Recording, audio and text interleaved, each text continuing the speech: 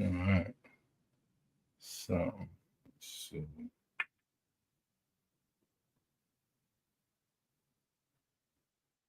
see how this works.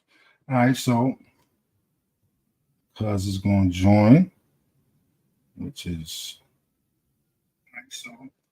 So yeah, let me turn this down. It's been a minute.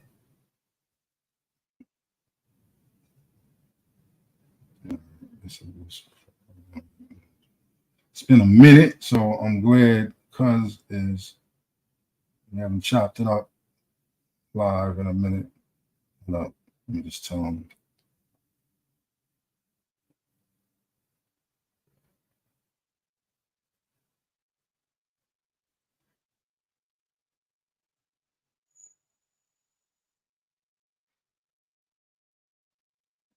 Good. Talk about some real stuff. This is going to be good. I appreciate this. Yeah. So let me, matter of fact, let me get this together. This is what I need to do. This is what I need to be doing.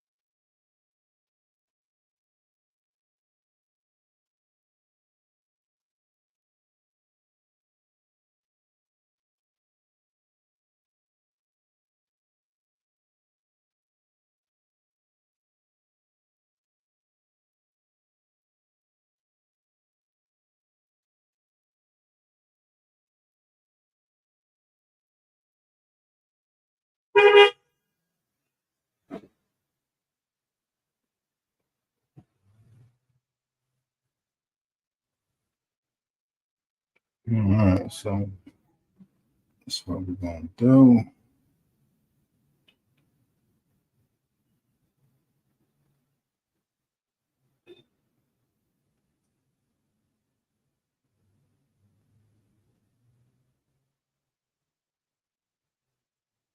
Just waiting for the Cuz to come in. Chief Two Hawks is about to join us. Let's see if we can lure these people out there. Holes, because they're hiding. Oh, let's see.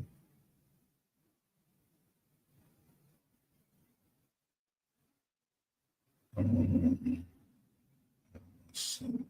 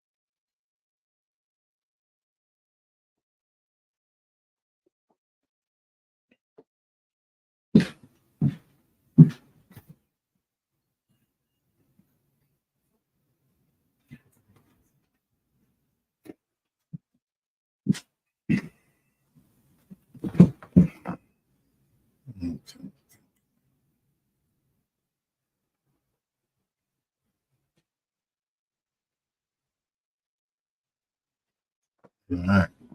So, yeah, that's what I was talking about. I was talking about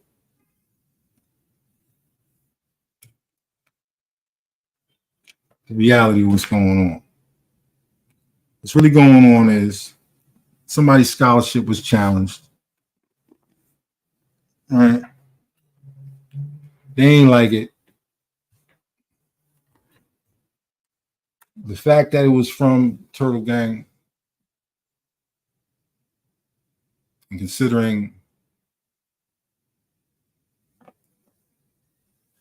you know, this is an individual that wants to use my work to push his agenda.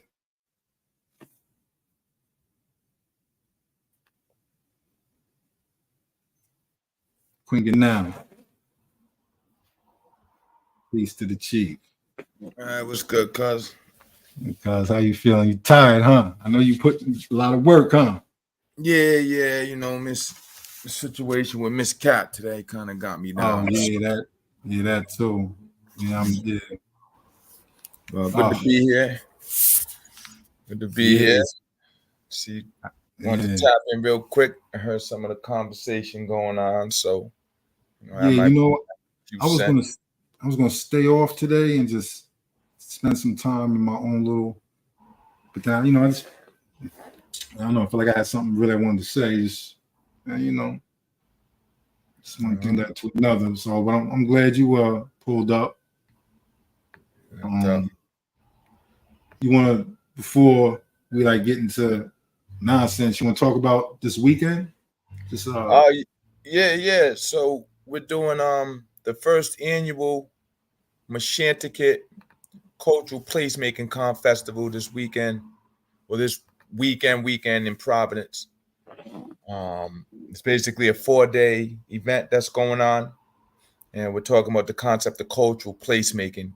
If anyone who's in the arts field, you might have heard of creative placemaking, but creative, they just go wild with it and do what they want. So we're tapping in with culture, and the premise basically is that before you start anything, you need to start with the indigenous culture and indigenous narrative, because that's the first one to these lands.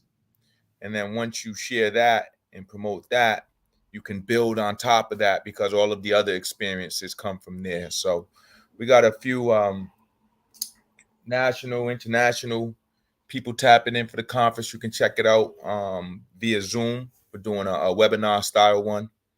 You can see the people speaking Thursday and Friday. And then Friday evening, we got some performances at the Steel Yard in Providence that Miss Antoinette Pitkin from NACTIP and Promote West Africa is curating. Then on Saturday, we got the Machanticate Village exhibition space, where we're going to have a few things on display and some community groups set up with tables and things of that nature. And then that evening, we got some more performances going on. So it's really just to kind of start something going around this concept of cultural placemaking, and to start this new conversation and new sector up, so that we're not. I hate coming into someone else's space and trying to get them to change things to fit my thoughts. And I've been doing that for years, and it just gets to be tiring, whether it's school, whether it's law enforcement reform, whatever it is, because they started it, they've been doing it. Why they want to change it for what I think, so same thing we're on with Fauna. Never mind arguing with people about what they're doing wrong. Let's just do what we think should be done. And you create the space, you build the walls, you get to set where the doors at and how people come in and go out. So that's really what it's all about. If you're on Facebook, check out Providence Cultural Equity Initiative. We got the links and everything on there. Fauna's promoting it. Everyone's promoting it. It should be a really nice event. Turtle's gonna be in town. Chief Yanaguski's gotten a lot of international indigenous dignitaries to come into town as well. So it's gonna be the move this week. And we're looking to do it on an annual basis. So for those who can't make it in person this year, please schedule yourself next year to be out here, because this is, what it's going to be. So. Absolutely. And I'm honored to be a part of it. Absolutely. Looking forward to coming on up there and spending the time up there. Definitely. Well, honored to have you up here, Coach. Absolutely. Yeah. Like I said, you're doing a lot of work. You're tired. Definitely not going to get into this too long. Now, I got a lot to say about these clowns. Rather be doing a lot of other things. You know what I'm saying? I'm glad you talked about what's going on, what we're actually doing, right? Because those are the things that are actually important, right?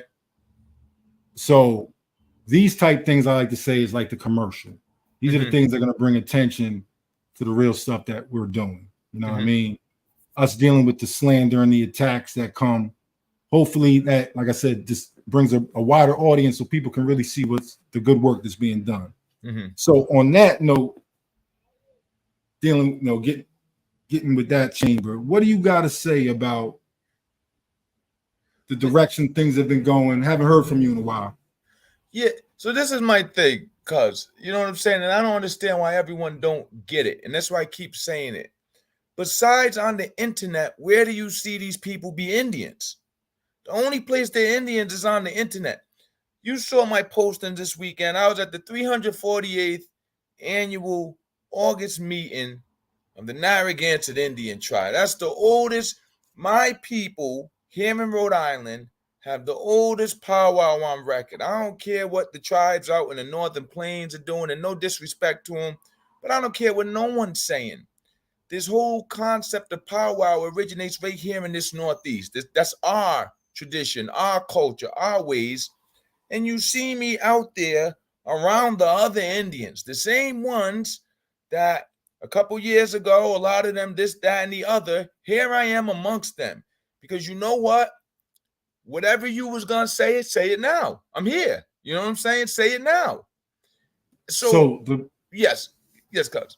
Real quick, so, because it's a teaching moment there, break the whole powwow down. Sure. So where it come from, because there's people pushing a false narrative on that. Yeah, man. Powwow is the English corruption of the term powwow, which is our medicine man. P-A-W-W-A-U, depending on how you want to spell it, because they was just trying to spell it, but it's a corruption of powwow, which is our medicine man. And that is because when we be going off to war, when we be coming back from war, when it was time to hold ceremony, the medicine man would come out with the calumet, the pipe, and he would bless the circle where the warriors were dancing. So I'm an Eastern War dancer. What that's all about is when you see me dance, I'm demonstrating to you what I'm getting ready to do to my enemy when we get out into this battlefield. And then if I'm blessed enough to make it back from the battlefield intact, now my dance is showing you what I did to my enemies when I was out on the battlefield. So it's not just about the cool moves you can do with your feet, and it's a whole culture. You're telling a story with your dancing.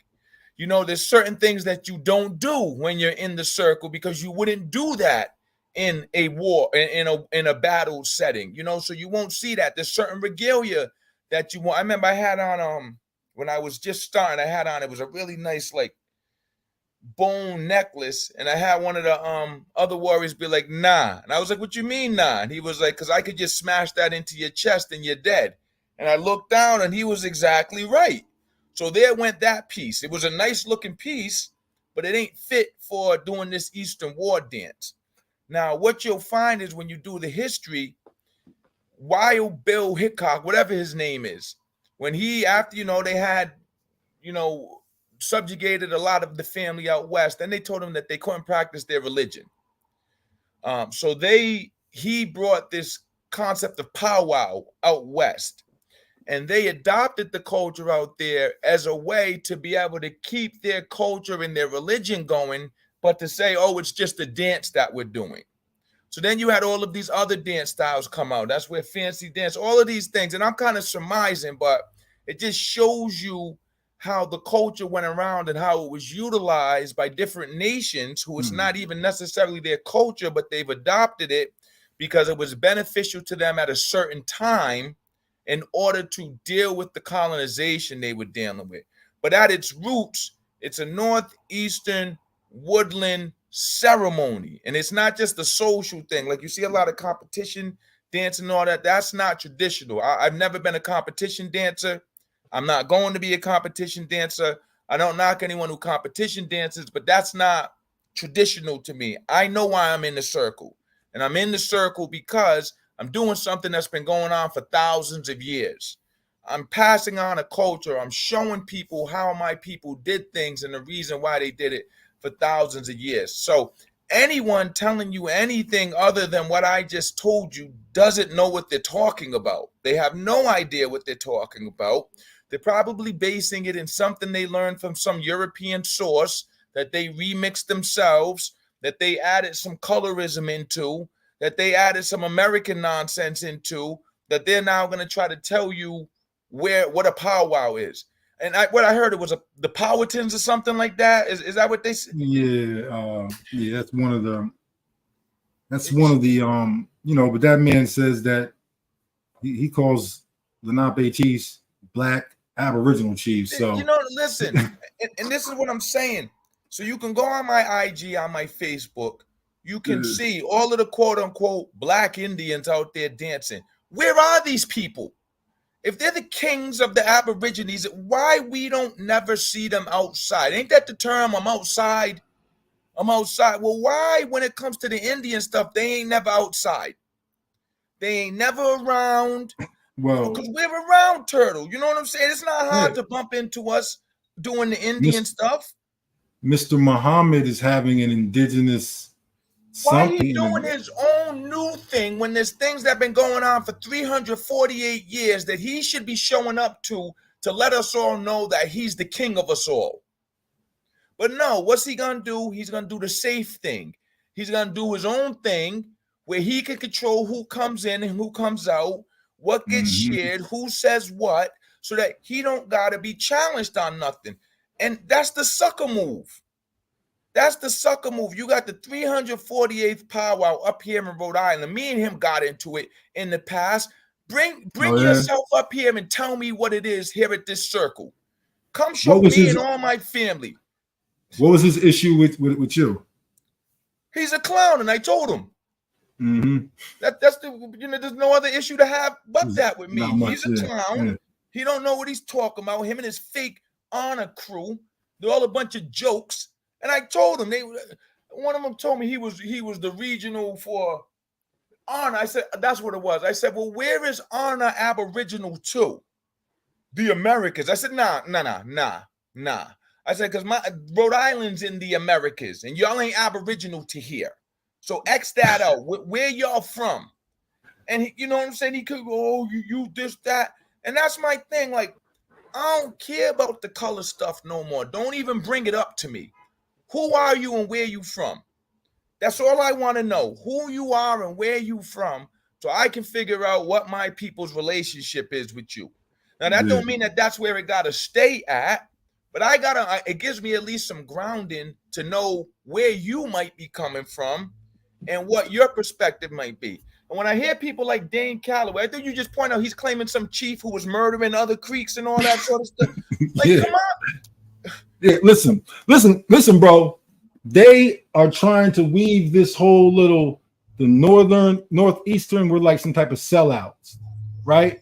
When that's all American nonsense, because there was no north and south. It was Algonquian nations, and then the tribes amongst the nations, and then the families amongst the tribes, and then the families weren't even necessarily getting along together. I might have better relationships with some of the families down south because I'm fighting with the families up here. So all that up north versus down south stuff is American nonsense. And Dane's a clown. Because when you see Dane with his people, Dane with his people, last time I checked, he called them drug addicts. Oh yeah, he did, yeah. So there goes any respect I might have had for him. You don't even got respect for your own people. I don't deal with them. I don't go. And then shut up then. Telling but people, this is the thing. The people he like this whole Aboriginal movement, and we're not the same as the Native Americans, but the person he claims to connect to is a Native American by their definition. And it's all English terms. What do you mean you're not an Aboriginal? You're a Native American. Those are all English terms.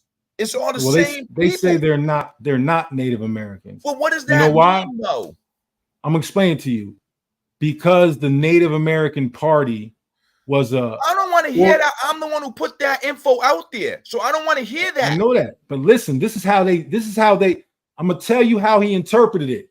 Listen, he interpreted it as the Native American Party is somehow representative of Native Americans.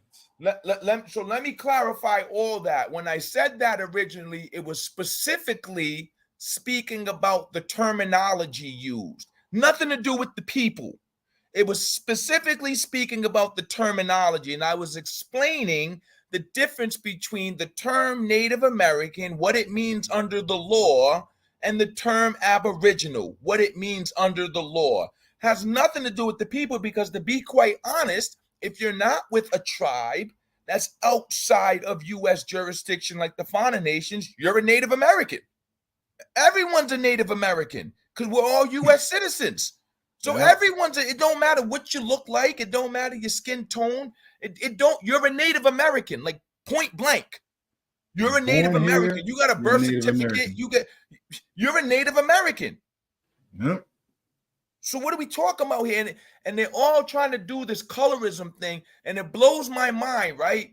Because they're going to talk color, they're going to talk color, they're going to talk color. But then when I bring up Verrazano's quote about my people up here in Rhode Island, that we ranged in color from fair skin like Europeans to tawny brown, then I show them a picture of my daughter, show them a picture of my grandmother, show them a picture of my great-great-grandmother.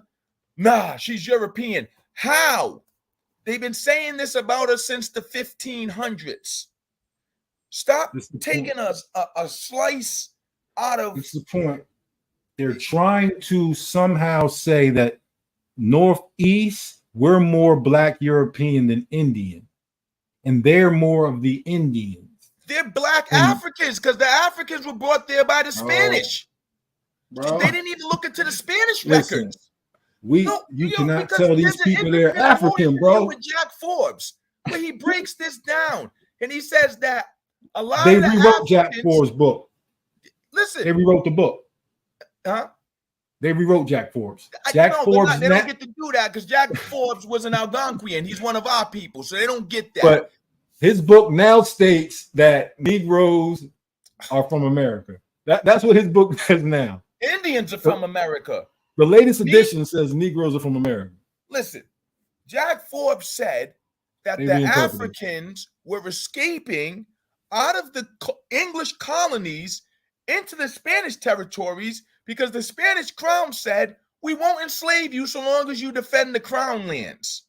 So all these Africans were running down into Florida, into all of those. And if you talk to the tribes down there, they'll tell you. And this is where you get the Black Seminoles and the Red Seminoles from. This is where you get the Yamasees, all of that. It was Africans running down there, becoming a part of the indigenous cultures that were down there. Why? Because we didn't do the colorism thing back then. You dealing with the same thing we're dealing with. So when he said you could tell who was from where, because when they would walk up on the villages, the native villages, the indigenous villages, the Aboriginal villages would be in a circle. The African villages would be in a square because that's where they were dealing with when they got brought over in slavery. They were put in a square sort of area. So when they was forming the places where they were sleeping at, they would do it in a square. And that's how when the Europeans came down, they could tell which village was which. Then the Indians started smartening up because they had these relationships. When the Europeans were coming down after Spain pulled out and saying, well, we're going to take our slaves, the Indians started saying, well, nah, that's my slave. Because they're playing the same game as the Europeans. You can't claim them as a slave. They're my slave. So you can't take them now. They're here with me. So that's where a lot of this Indians had slave stuff come from. Now, yeah, you had the 5 civilized tribes that was doing all of that madness, really trying to assimilate. And that's who he is attached to. Thank you. So how you gonna talk? Because your history is your people weren't necessarily fighting. They were trying to assimilate. Our history up here in the Northeast is we was burning it down to the ground. That's why they started shipping us off as slaves. That's why they started misclassifying us. These people got to go. There can't even be a remembrance of them. They need to go. They can't be around. No one can think that they're them. And the most dangerous ones of us all were the ones that were mixing with the Africans. Yep. Those are the ones that they feared the most. Those are the ones that they could not control at all. So that's where they started to then say, well, you're not an Indian, you're a Negro. Negroes are not from here. Negro is a term, an English term, utilized against Indians to strip them of their indigenous ties to the land. There's no such thing as a Negro. You would have been an Indian. Like, what do you mean Negroes or Indians are from here? Indians got misclassified as Negro, which says by common sense, clearly there were other folk here that were Negroes that weren't from here, which is why they were saying to the Indians, you're not an Indian, you're a Negro. Clearly, if you misclassify me as a Negro, you're doing that because I have no ties to these lands. Well, you know, they read that as the Negroes are the original real Indians. Well, who cares what they read? And that's my point. I don't care what you read. I don't care what you think. I don't care what you studied. I don't care what this author told you. You need to come check in with us nations and see if what you read, studied, think is the actual truth. And if I say it's not, if Turtle says it's not, if our people who have been here and went through all this say it's not, that's the end of the discussion. No debates. That's why you don't see me debating. I'm not debating you. I'm going to tell you, shut up, because you don't know what you're talking about. And then if you get too lippy, I'm going to just ask you to come up to the circle. Why are we doing this over the internet? Come to the powwow and let's talk. Let me introduce you to all these Narragansetts, these Shinnecocks that was there, these Ramapos that was there. Let me introduce you to these Mashpee Wampanoags that was. Come on up and let me introduce you to the people you've been studying. Why don't none of them show up? To me, it seems like they're all scared. And that's my thing. If you're scared, then shut up with all this internet tough guy stuff. Well, like Tyrone, I heard him running his mouth for. Tyrone's a little punk. Tyrone's a little punk. He ain't no Yamasee because just a year and a half, 2 years ago, he still didn't know who he was. So I'm willing to bet he went and got adopted in by them off some skin tone stuff. Oh, my family was down in this region. And Tyrone, you probably a European mixed with some African who's ashamed of himself. You know, he's like Asian. He's like part. All right, so why is he even opening his mouth then? Tyrone, I heard I'm a Yamasee. I just shut up, Tyrone. I don't care what you did. You ain't no Indian. Look, all this colorism stuff gotta go. All this phenotype stuff gotta go. Because people got brothers and sisters, cousins who went off and had children with white people. You know what I'm saying? And they ain't treating their cousins like they ain't their family. But then they're going to get online and tell someone that they're not something based on what they look. And you're going to tell me your own family ain't kept it all black this entire time. They then went off, you know, say had kids with Mexican women, had, you know what I'm saying, but been lusting after them. You ain't telling them children they're not authentic no more. So stay off the internet doing that stupidity. These stupid people. Yeah, I run into some people who are families to people we've had kind of issues with. Yeah. And I've learned a lot more about it. And like this, like I don't want to say too many more now. I don't want to drag too many people into this, but these people are absolutely exaggerating their claims. You know what I'm saying? There is a difference between having ancestral ties to people and actually being active, right? Absolutely. And, you know, there's a lot of people got ties, yeah, you know what I mean? But are they active?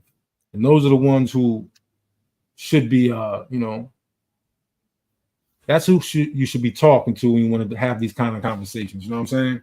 Like, because it sounds harsh and you're like, if I don't say it, Turtle don't say it. But what we're really saying is, yeah, I know, but what we're really saying is that we get it from our nation. So it's not like we're saying it.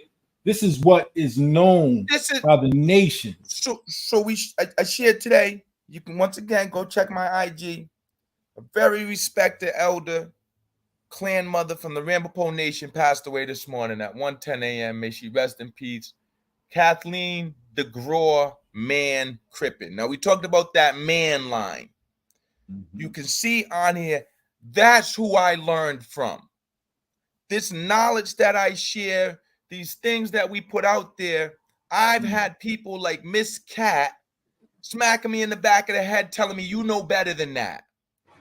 Telling me you need to get out there and say something, Raymond, because that you can't let that Those are the types of people that have molded and took the time to inform and educate me and Turtle. So that's why I'm saying, if you don't hear me and Turtle say it, then it ain't it, because we're getting it from the source. We're getting it from the people who were put into residential schools for Indians. We're getting it from the people who lived through the time period when they were making Indians be Negroes. We're hearing it from the source, not what we read, not what we studied, from the person who went through it. So if you ain't talking to the person who went through it, shut up. Shut up and take some time to learn. And that's the rest of this American nonsense. Everyone's so important. Everyone's opinion matters. No, it doesn't. If you are not informed enough on the subject matter to have an opinion, you ain't supposed to give one. You're supposed to fall back and listen to those who have the knowledge, have the experience, and are sharing it. And then you're supposed to be grateful that they took the time to share with you. You ain't supposed to be debating with people who live in their life about what you read. What type of stupidity is this? And it only flies here in the U.S. Like, it's only amongst these colonized, Americanized, quote unquote, aborigines that flies. It don't fly nowhere else in the world where people are living traditional cultures that you can go and what you think is just as important as what someone has lived through. That's just stupid. And I don't respect it. And you're right on, Turtle. We're not squashing nothing. There's nothing to get along. There's nothing to understand. There's nothing to. You're wrong. Plain and simple. Yeah. We'll get along when you admit you're wrong and you stop talking. That's when we can get along. Until then, it's up. That's just the way it is. And it's going to stay up because all this is internet nonsense. Yeah. None of y'all who Aboriginal, we was in Jersey at the Raritan powwow, right, Turtle? Nothing, where was all the New Jersey folk at? That been online running this, you know, I had this dude, I ain't even gonna say his name. He's right in Connecticut. For the past 2 years, he been in my inbox, this, that, and the other, you know. So I went as far as to give him contact information for someone to reach out to check his family lines. He never reached out. He never showed up to the thing. So now I'm up at the Narragansett powwow. Hi, Munyas. I'm up at the Narragansett powwow. He ain't there, but he's messaging me in Instagram. Well, you ain't talking about flat earth. Man, shut up. That's what I told him, man, shut up. I don't even know who you are. Don't even waste my time reaching out to me. Flat I don't want to talk to you. Yeah. You, a year and a half ago, you was in Narragansett trying to find your way, but you ain't showing up to none of the powwows, and now you wonder why I'm not talking about flat earth. You know what he got. I learned it from you, Turtle. The super block. He told me, if you don't like what I have to say, you can block me. I said, you got it, block. Yeah, pin that nigga right to the backboard. Boom, that shit gonna sit there all night. The shit. So, what I've noticed is like you could correct people and they'll just roll into another thing. They don't acknowledge they're wrong and they'll jump right into the next thing where they're wrong, right? So another thing that is, I guess, being misconstrued is that claiming, I don't know, something about we taught people to go to the census and identify as Indian, and it's somehow pushing a HEMOC. Yeah, that's Tyrone's stupidity. So then let me ask them, where are you at in the system marked down as an Indian anywhere?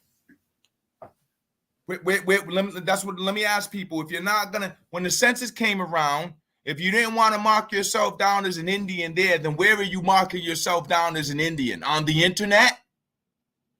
So then underneath the U.S. law, after you did all of this rambling and talking on and on and on about who you are, still in their books, you're a black person, a Negro, because you didn't do anything. Now, let's talk about what HEMOC was telling everyone to do. HEMOC was telling everyone to join NAAIP. Yeah. Nothing to do with the census. He was telling people stay off the census. Then we realized he's a clown. So we told them what I told everyone, because they can go look up the final YouTube video. I said, I'm not going to tell you what to do, but I'm going to tell you what to not do. I said, don't relinquish your U.S. citizenship. That's the stupidest thing in the world, because you're going to be a stateless citizen. And then you're not going to have no protection from the United States Constitution that everyone likes to point to. And then they're going to sit you in Guantanamo Bay somewhere like a domestic terrorist, and you ain't going to never get out. Because why do they have to? You ain't protected. You're not a citizen. But beyond that, you can't relinquish your citizenship unless you set an appointment with Homeland Security, go and meet with them in person, and explain to them why you're relinquishing your U.S. citizenship. And then they have to approve it. So Tyrone, all of those clowns out there, shut up. Yeah, you're already down somewhere in the U.S. system or something. So when the census comes around, mark yourself down correctly. You're already a U.S. citizen. You got a birth certificate. You got a driver's license. You went to public school. You got food stamps. You're a U.S. citizen. That's all this. They're the ones pushing Moorish nonsense. Sounding like a bunch of Moors trying to mix Aboriginal in with it. And not even a bunch of Moors, a bunch of wayward Moors. A bunch of radicalized Moors. Because I know some solid Moorish brothers who ain't with none of this stupid nonsense. It's all of this foolish stupidity of people who think that they can study their way into being some expert chief in a culture that's alive, that you can only learn by being around the people who have been living it before you. The same way it's been going on for thousands of years. We're tapped into the same thing that's been going on for thousands of years. It didn't go anywhere. They lied to everyone and said it was dead. It's not dead. It's been alive and well. Powwow never ended. 348 recorded. That's not the total. That's since European contact when they started recording that we was powwowing. 348 down on lands that have never been in the hands of Europeans. That's where I was at this weekend. With bloodlines that can trace themselves back to before Europeans got here. Y'all ain't telling me nothing about this. You can see me living it out. The same thing my ancestors were doing for thousands of years, I'm doing today. Don't come tell me about nothing. Come with some humility. Come to Turtle with some humility. Ask if what you read, what you studied from your master teachers is the actual truth.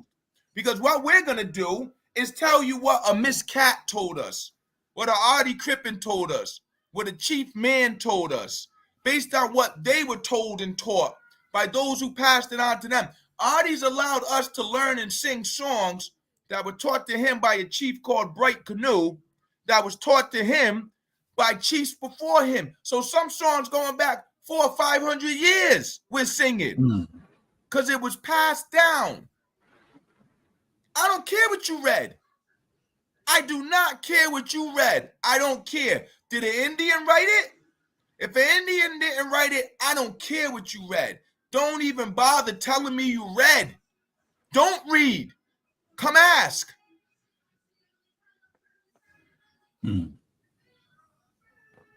Well, at this point, you know, we are the most dangerous people.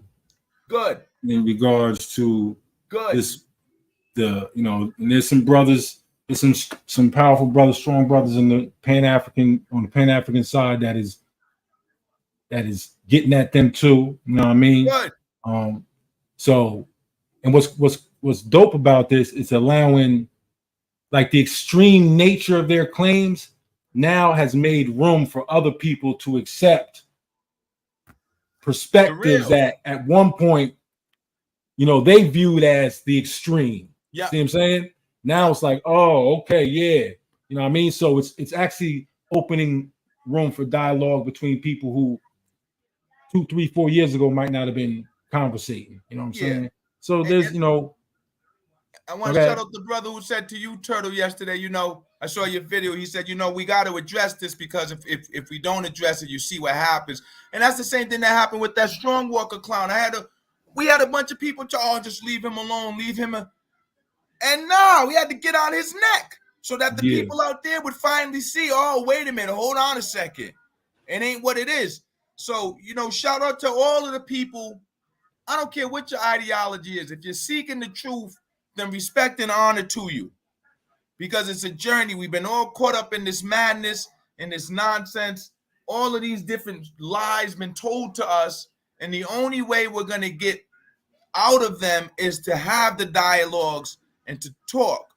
But what we can't do is let these people with their radicalized ideologies about who they want to be, because that's what you said, it's what they believe. It's not even what they know, it's what they believe and want to feel and want to be real. I don't got time for none of that, bro. I don't got time for grown adults caught up in their feelings about what they want to believe. I'm here to shatter all that, bro. All of that needs to get shattered. You need to come back down to reality and accept who you are. You need to stop being haters of Africa. The sister asked yesterday, you know, what's your problem with Africa? These white folks did it to you. And you're going to get up every day and go work for them. You're going to get up every day and go to try to shop at the fashion designs that they made for you in the stores that they built. You're going to get up every day. You're going to go buy the liquor bottles that they make for you. You're going to do all that. You're going to give all your money to these white folks and then hate Africans. And you probably got some African blood in you. Ain't no probably in it. So my thing is this. Like I can't see myself debating with them because I wouldn't even entertain the foolishness. Yeah. You know what I'm saying? I would prefer, like, I don't know how to say it. Like it would be more like I don't know. It would be like their nonsense. Yeah, I would equate it to a fight if I was, or if any one of us was it's like how you deal with your child when they're being rebellious. Just counter. Like, all we need them to do is open their mouth, and we can counter anything that come out their mouth. And I'm telling you, within 5 minutes of any conversation, they'll be tapped out. See, this is the thing. I think, like, if there's somehow we can have conversations with active fact checkers, right? Just unbiased fact checkers. Are there apps for this shit? You know what I'm saying? Like, that would crush a lot of conversations. Whoever builds the app, like a fact checker app. Nah, I'm telling you, because the white man built that app. Then it'll be, no, that's the white man's definition. But everything you telling me is what you read from the white man. Yeah. So it's like, man, the white man's the devil until you need him to justify what you're saying.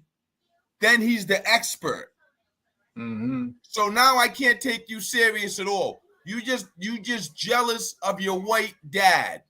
That's all it is. You jealous of your white big brother. You wish you could be in his shoes. So you're gonna try to emulate him, but at the same time you jealous of him.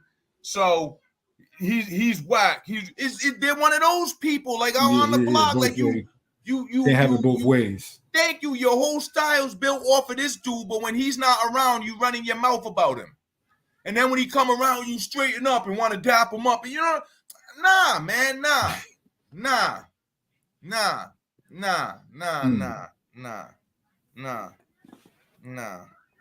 Yeah. Nah. So it's the thing. At this point, like,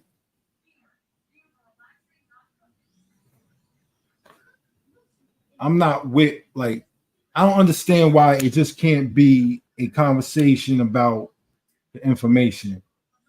Like, all I've ever spoken about is I don't agree to the information. I don't agree that Harriet Tubman didn't exist. I don't agree that the Underground Railroad didn't exist or was a real train underground. And I don't agree with the things that you stated. I don't ever recall me at any time making a comment about his personal life. Yo, this chick, he's a sucker clown. That's why, Turtle. You don't need to. This chick came on, some chick named Aboriginal Turtle. I call her Aboriginal Rat.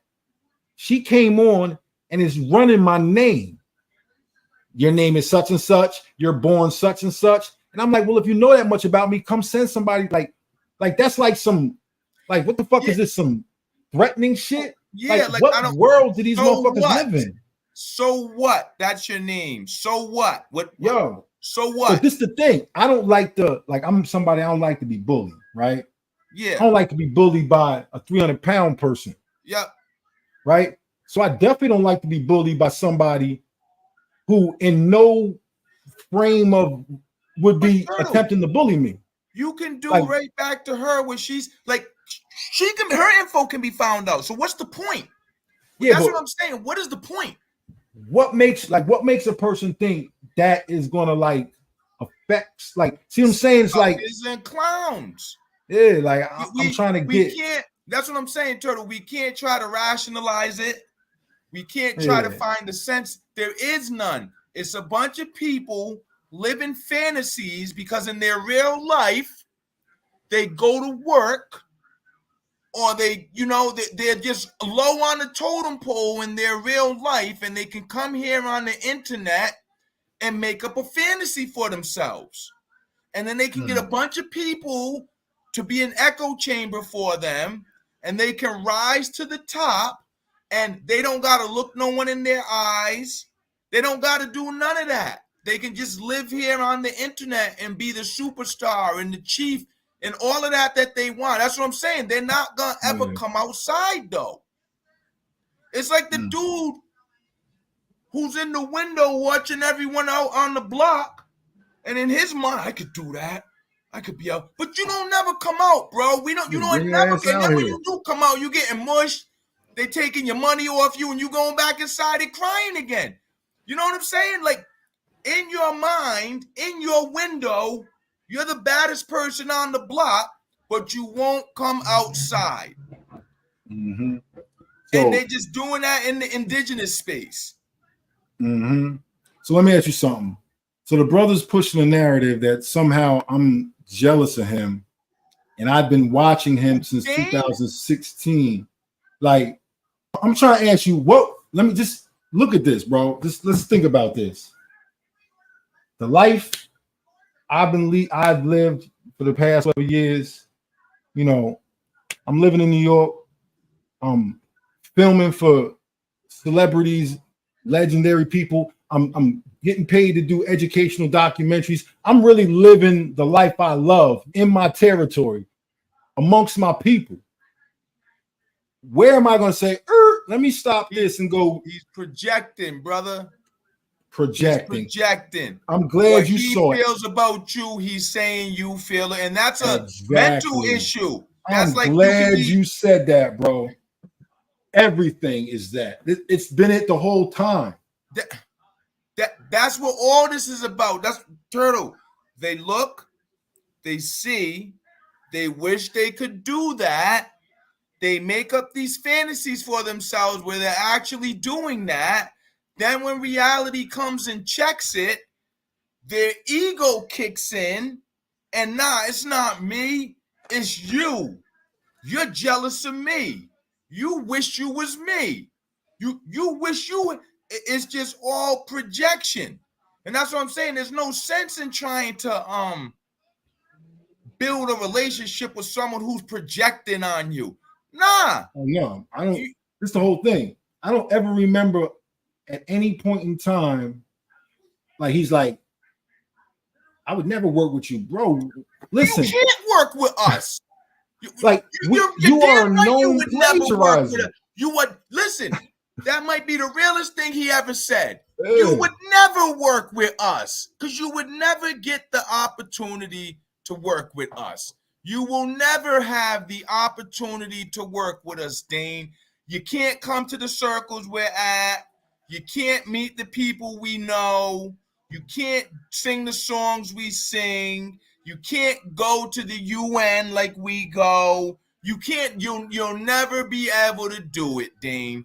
You're right. I'm going to agree with him there. You're never going to work with us. Never. Yeah, he feels like he has so much. Like that's the whole thing. The whole picture he's setting up is that somebody is watching, and you're absolutely right. It's the exact opposite. Tyron tried to embarrass me with a video from 2016. It was actually February 1st, 2016. In the video, I'm on 125th Street arguing with Sonetta and Reggie about identity. I'm there with my tribal sweatshirt on, got my genealogy with me, right? Everything that everyone is speaking about and trying to achieve, I'm standing there demonstrating in 2016. But somehow you're going to try and this is the thing. That's a video I never really paid attention to because I ain't like the way I was like, I was wild in that video. So I barely ever watched the video. You know what I'm saying? But when I look back on it, like, damn, that was 2016. You know what I'm saying? And we're outside demonstrating, having a conversation in an environment, a real environment. It's not no online safe environment. You know what I'm saying? And I'm like, how y'all not seeing this and not understanding what's really going on? How was I watching you when it's obvious? This is like, because I never thought of myself as being on Sonetta. Mm-hmm. I was on that episode because the Moors asked me to come. Mm-hmm. There was debating Reggie about tribalism. Mm-hmm. So I was there to speak for the nations about what tribalism is. That's it. And it spun into something else.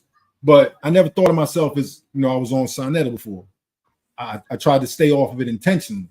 You know what I mean? But we know what Sonetta mean to all these people. You know what I'm saying? These people outside of our immediate demographic. Sonetta was House of Consciousness meant the world to people. Mm-hmm. You know what I mean? So for him to sit up here and say all this stuff and how we're not relevant, someone told me yesterday that he used a video of Taliona and myself and used it to break down who the Delaware Moors are. So he's gonna use your chief. You're not relevant, but he's gonna point to your chief. See what I'm saying, Turtle? Because he wishes he could have sat down with Taliona and be schooled on how things go. And he wishes he was you. So that's why he got to tell, I sat with my chief, the Yamasee chief. Shut up, Tyrone. He probably don't even know who you are. Not Tyrone. Not Tyrone. I'm talking about DC Comics. I don't even say his name. Dane. Yeah. Dane, what chief you ever sat down with, Dane? Taliona didn't know who you were, Dane. I knew Taliona personally. He didn't know who you were, Dane. Ain't no one following you, Dane. You ain't important in the indigenous circles, Dane. No, none of the tribes think about you when they're talking about their history or heritage. You're a byproduct. You can't come on. My aunt was on you, Dane. You went and blocked her. My aunt was on you, Dane, and you running from her. You're a clown. I hope someone passes this on to Dane Calloway. You're a clown. You're the captain of the clowns, the captain of the ship. They shaking in their boots. He got girls running around jumping. He got rats jumping in people's. So now listen. The first time I probably separated myself from whatever people might think was I was asked a question like 2018. Sonetta asked me. I called in one day. He asked me about this dude, and I was like, "Nah, I don't rock with that. We don't get And that night was the night my movie, my film, When Is Indian Not an Indian? That's when the original one got removed. I thought it was something that would have happened because of all the people on Sonetta. But now that I think about it, probably Dane. Yeah. Dane the hater. Dane the clown. Dane the one getting sued right now for plagiarism. You know what I'm saying? He's gonna talk about users watching me. No, Dane, you're watching people. That's why you're getting sued right now. Like, just think about this. What moron watches somebody fucking plagiarize people and then says, I want to be like that. Listen, I want to be like him. Be whatever you want on the internet. Dane's whatever he wants to be on the internet. And then when he gets caught up in something, they hating. It's the most childish immature nonsense that there could be, but it shows you the mental state of a lot of people out here. Americanized, colonized, jealous of the white man, but want to be him, people. Mm-hmm. So now look, this is the reasoning behind these people. So the girl that did the show that slandered me, she said the reason what made her so mad is that we were on here saying he doesn't speak his own language. And she considered that slander. He don't speak his own language. Yeah, exactly. What language does he speak beside English if he's an Indian? He says Wado. He says Niji. Niji's not his language because Wado is not the same language as Niji. I know, but I'm just trying to give him a little bit of credit. Bro. Nah, don't give him nothing. He don't speak his language. I definitely heard Halito. This is what I'm saying. So you jumping around from nation to nation, just grabbing terminology that you think sounds good, and you want to be respected. That's what he said in the video. Have you seen any of the videos where he be talking crazy about me? Have you actually seen any of them? Nah, I heard. Like, I just be hearing the little clips and all that. Because I'm man. It's insane, bro. Like, yeah. And I'm just thinking back, like, do I have to dig out all these films? Like, I could probably pull out film of certain dates. Like, what was I doing in, like, I can pull up a video and show what I was doing on certain dates because we're mad active, right? Mm-hmm. Just think about it. I've been recording the things I've been doing for like 15 years. You know what I'm saying? And all that stuff got timestamps on it. Like, I can lay out what I've done for the past 15 years in a video. You know what I'm saying? And showing proof for everything. If it's that relevant. You know what I'm saying? So I don't know why people want to play these games. Supposedly, I've been slandering him since 2016. So I'm like, put the video together and show it. Running my mouth about him. That whatever you all want to call it, but we're not going to slander him. No, we're not slandering him. We're not talking about his personal life. We're talking about the information. The slander is something that's not true. Exactly. In order to slander someone, you have to be saying something that's not true. You mean we're criticizing him? You mean we're tearing him down? Yeah, I'm doing all that. Every chance I get, every opportunity I get, I got something critical to say about Dane Clownaway, down to making fun of his name. I got something to say, and I got an invitation every time along with it. If you don't like what I'm saying, come on up to the circle and tell me yourself. Don't do it on the internet. Show up. $50,000. $50,000. Well, let me keep running my mouth then, because you ain't getting a red cent. He told Sonetta he want $50,000 to debate. For what? To debate a lie and sound like a clown. Dane the clown. Yo, man. Look, I don't care what no one says. He's a clown. I don't care what no one says. I don't respect him as a Cherokee. I look at these people like the English people that's over here that got no connections to England. You're just an American. Like the Irish people that's over here that don't got no connections to Ireland. You're just an American. Just like the African heritage folks that are over here that don't got no connection to Africa, no knowledge, you're just an American. That's what you are. All you people are Americans. You need to leave all of this terminology alone. You're an American. That's it. You're an American. You're an American. You act like them. You think like them. You talk like them. You speak their language because it ain't proper English most of you are speaking. You're a bunch of Americans. So how do you get out of the colonized mind, bro? You got to find something else to tap into. And that's why we're saying you need to get back with your traditional culture, because following your traditional culture will naturally move you out of this American stupidity. You will naturally start to see where American mentality and culture conflicts with your traditional culture. Then you can make a conscious decision to say, hey, I don't want to do it that way anymore. I want to do it like this. So you have to have something else, because if all you know is the American way, how could you possibly figure anything else out? How are you going to, of your own accord, un-Americanize yourself? You don't know anything but to be an American. Your mentality and thought process is American. You can't undo that without someone else outside of that being able to point to you where you're going wrong. You can't do that. That's why people go and speak to therapists, right?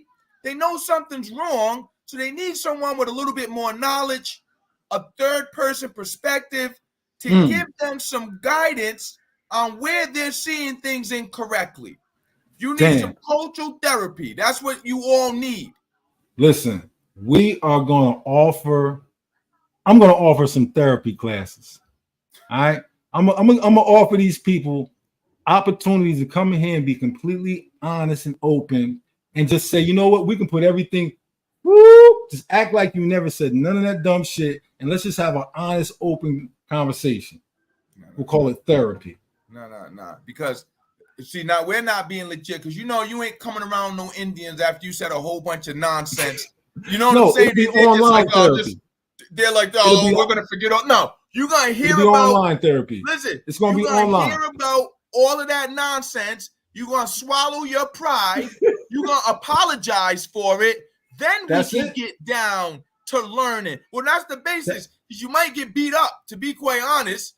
You know what I'm saying? You might have to get beat up in order for them to feel like you learned your lesson. You know what I'm saying? Well, I think it's honestly, I'd rather, so I take the Kobe Bryant approach, right?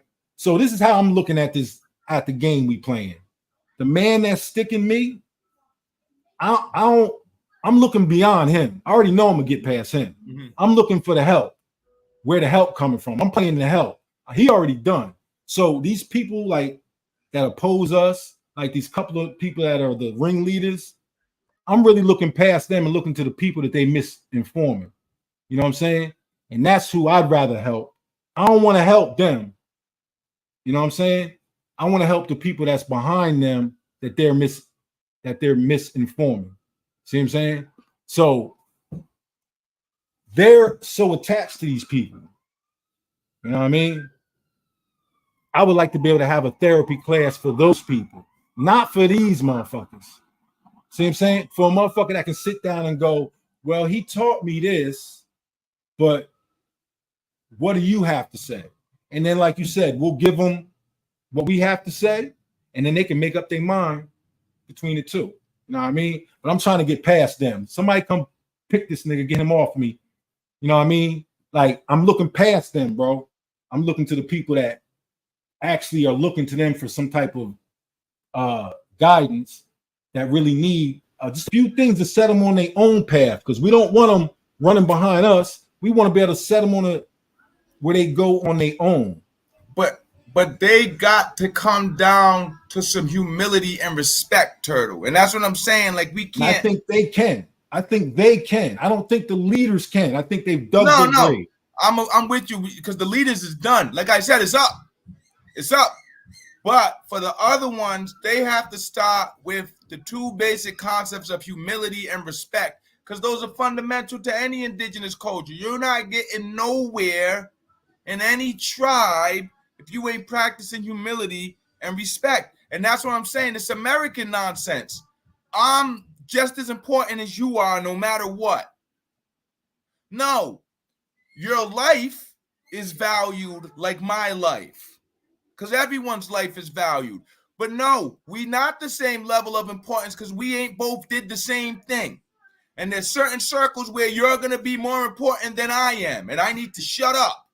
And there's going to be circles where I'm more important than you are, and you need to shut up. That's the way it goes. We don't come into every circle being the man. Yep. You come into the space and you understand and respect the place you are in that space. For example, I'm a chief. If I go into a space where there's medicine stuff going on, guess what I do? Fall back. Let the medicine people do their thing. Follow directions. Do what I'm supposed to do. Because they're the ones that are important right now. When it gets into the chief stuff, guess what they do? Well, you're the chief. What you think, chief? So it's all of these roles that everyone has to learn how to play their part in. And they change based upon the circumstances that you're in. It's an American mentality to think that no matter where I'm at, I'm the man.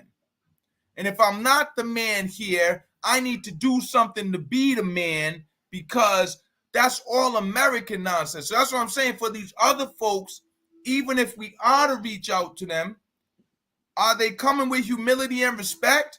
Because if not, they need to get the same treatment as the leaders. If we back in the day, man, if we went to war and I'd have knocked out your chief, guess what you're gonna do when I come around? Because you ain't even your chief. If I done did in your greatest warriors, guess what you're doing when I come around? Hey, chief. No, chief. You got it. That's what you're doing, because that's the way it is.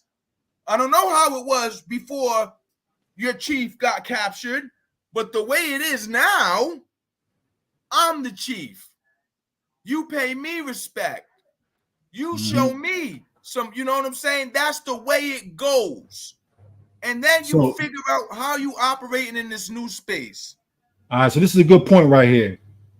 The importance of language.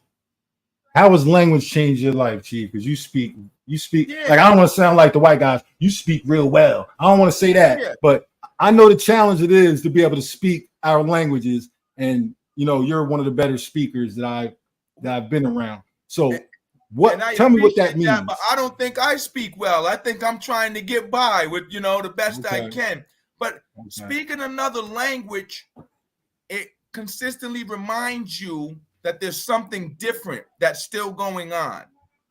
So the language that we speak, the Algonquian dialects, and I would say indigenous languages in general, they're very straightforward.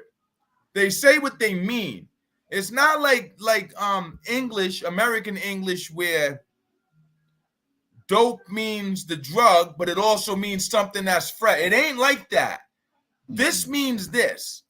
So when I speak my language, I have to be very specific and certain about what I'm saying to you, because I don't get to say, well, that means this. Or, no, I said this to you. So I must have meant that. And it's not on anyone else to assume that I meant something different other than what I said. So when you start to speak your language, that's one of the first things you realize. Oh, wait a minute.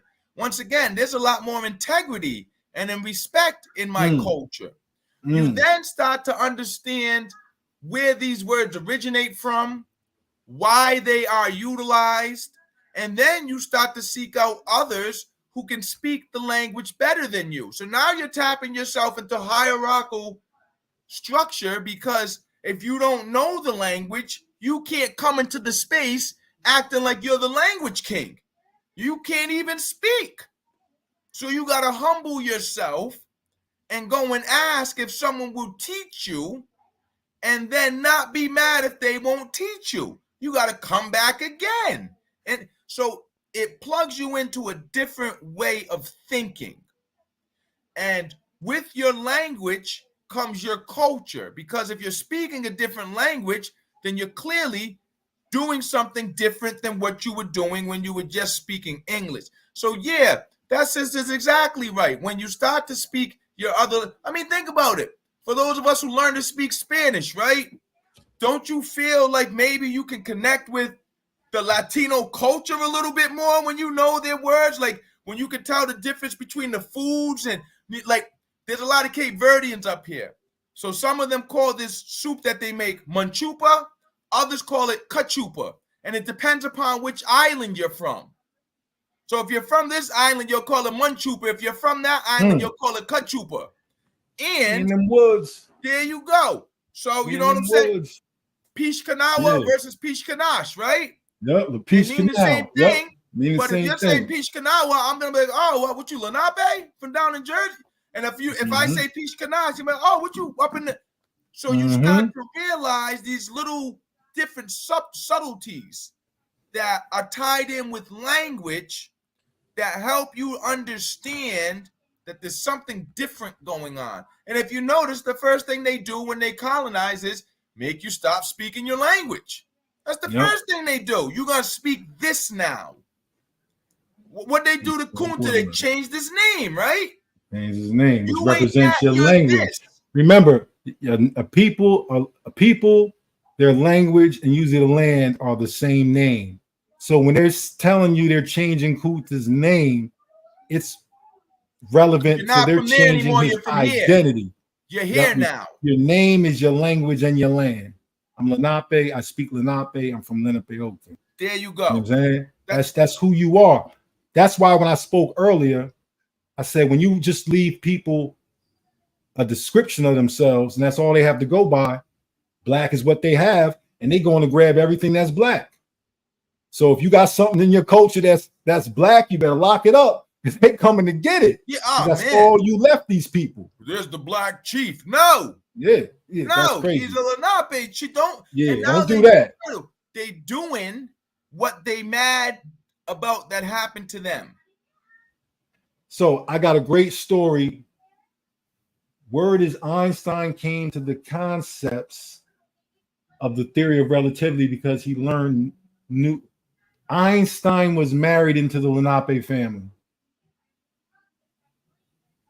And Edison. No, pardon me, Edison. Pardon me. No, Edison. Pardon me, not Einstein. All right, my bad. Thomas Edison. My bad. Rewind.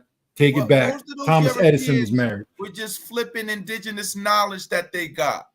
Roger Williams, he's the one who founded Rhode Island.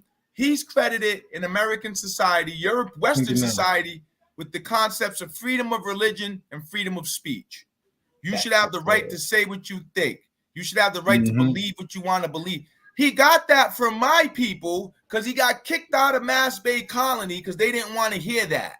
To my Edison? He got over here with us, Roger Williams. Oh, Roger he got Williams, over here with us, and we were like, yeah.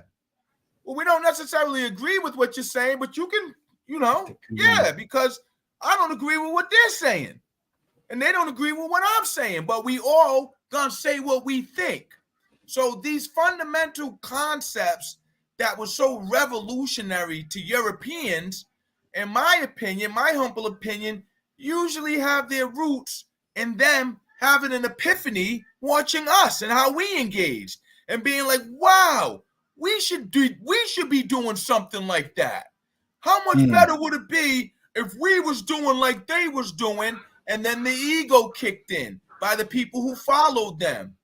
Well, Roger Williams came up with freedom of religion and freedom of speech. You guys are savages. But you kicked him out of your colony, and we had to help him. And we had to set him up. So he came from London. He came from London.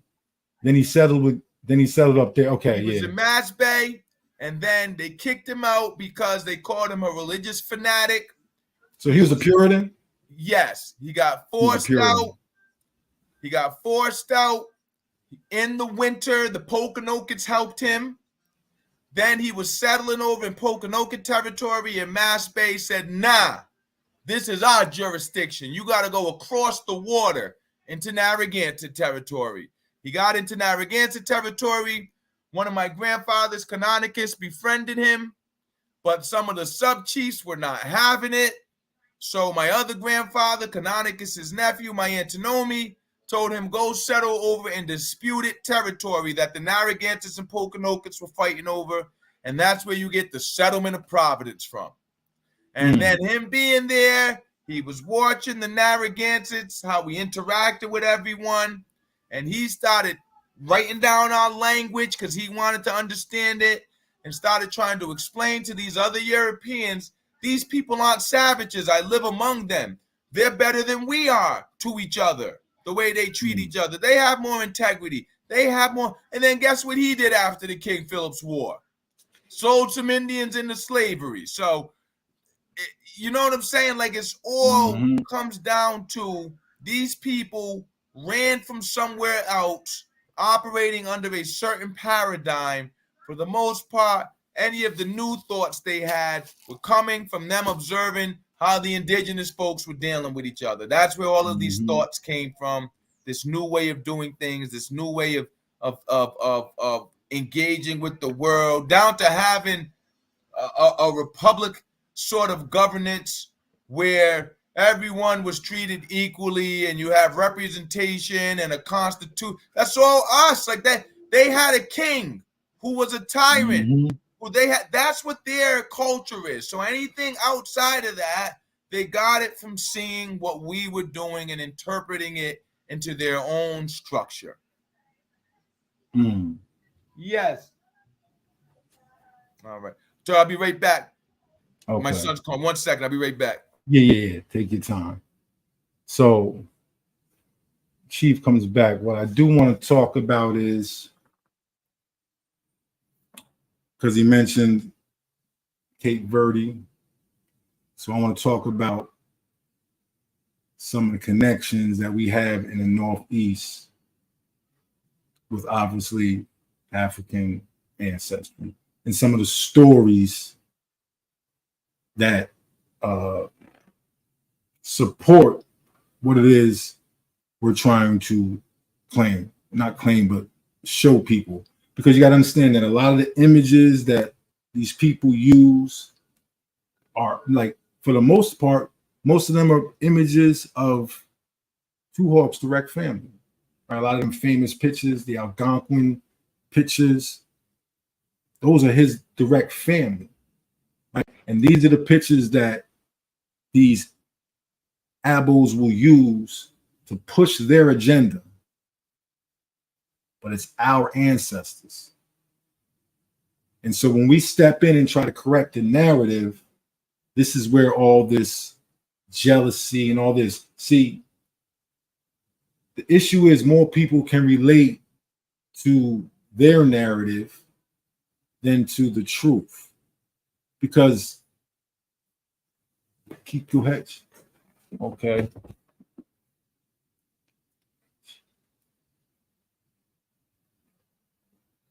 Oh, yeah, I got to get into that. Hold on. Let me get my... You're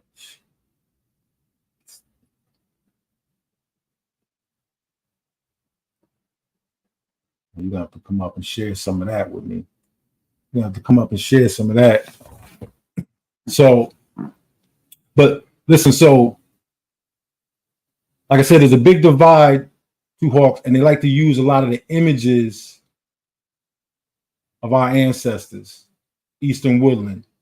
So can we talk a little bit about some of the images they use, some of the more prolific ones that have been used that are your direct ancestors?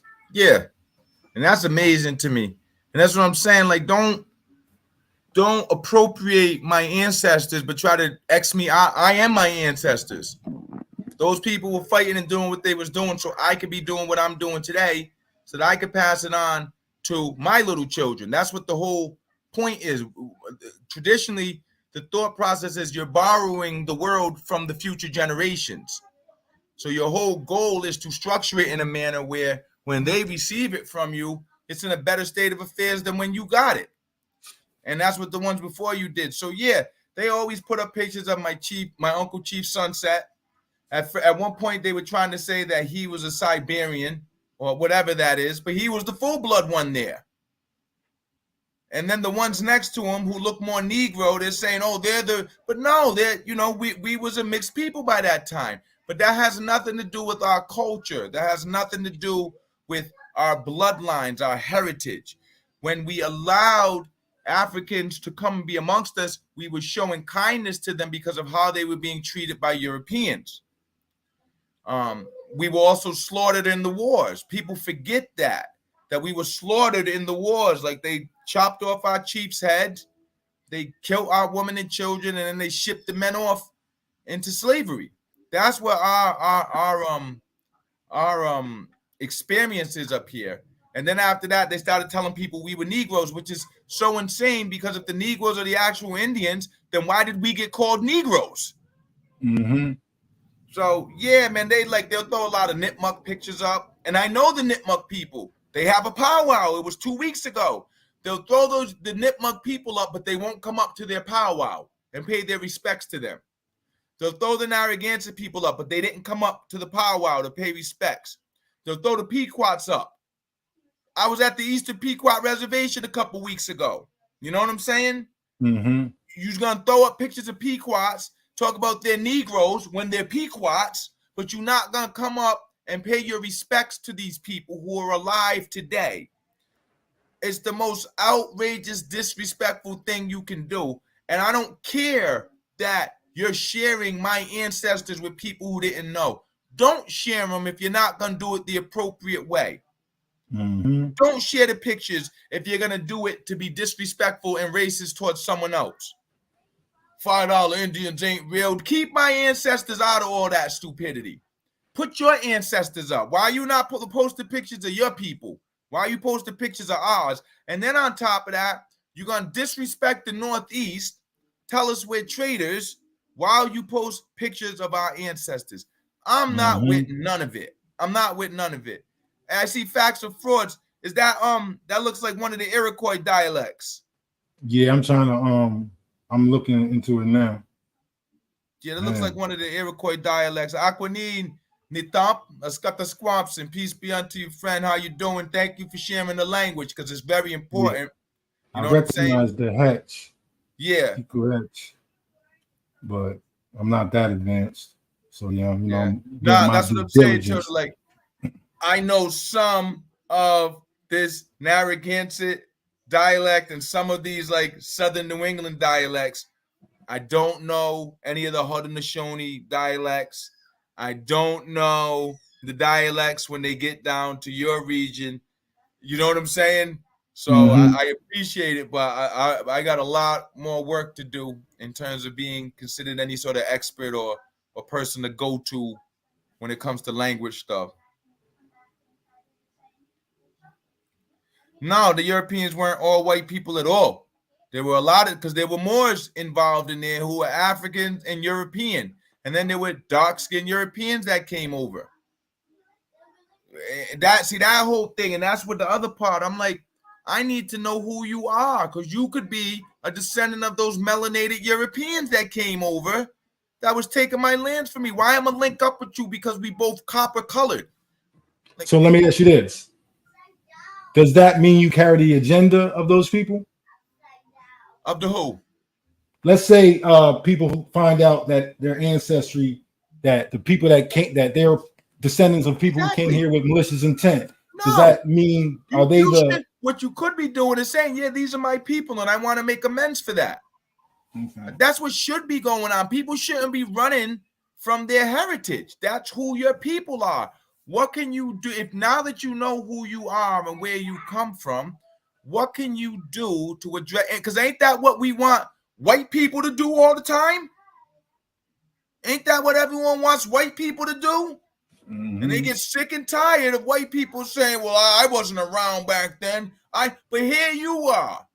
There's your European ancestors, but you don't want nothing to do with them because of what they were doing back then. That don't got nothing to do with you. American nonsense. But yeah, there was all kinds of, there was no color scheme back then. It was Europeans. I think I think there's been pictures that have been painted for people. And I think if people start to think more along the lines of national or religious beliefs, that's how people were aligned. Yeah. It wasn't like Europeans were white. It was what's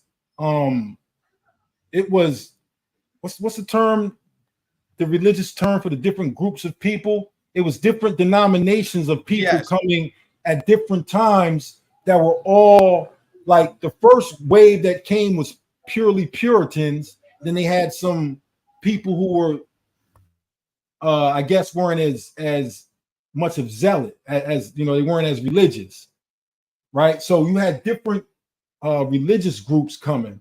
So you got to think of it more in terms of the religious group and not the color of them. You got to think in terms of the nation they're coming from and what their political interests were. And that didn't matter if they were black or white or none of that. They were a part of that nation or whatever situation it was coming here. Like the Mayflower was actually called, they actually called it the Heritage Ship or something like that, the Heritage Boat. And from the research I did on it, right, of which I have an ancestor that actually the damn captain of the boat, I'm a Stillwell. I got Stillwell ancestry. That's the captain of the boat of the Mayflower. See what I'm saying? So they were all like Puritans or whatever. They were like complete religious zealots. Like they were overboard.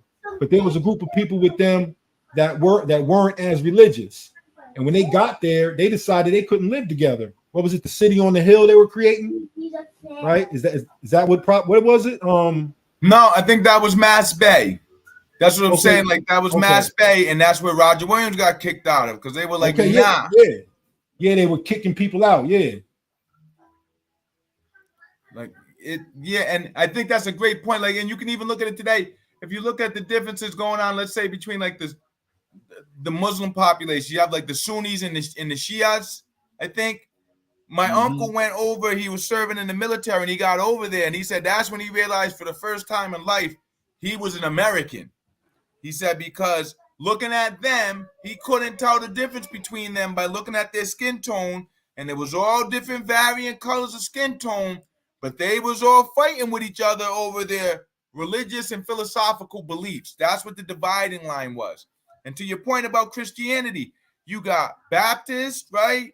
You got Protestants, you got all of these, but they're all Christians. What does a Christian look like nowadays? Are Christians white? If so, then why is everyone mad at the black church? You know what I'm saying? So I think that's a great example, Turtle. And the thing is, this color thing was added in. Everything that was going on before is still going on. It's just here in this place called the U.S., we've got this color paradigm on us that we won't shake off. Because the rest of the world is still operating how the rest of the world has been. You can still find kingdoms. You can still find nobility.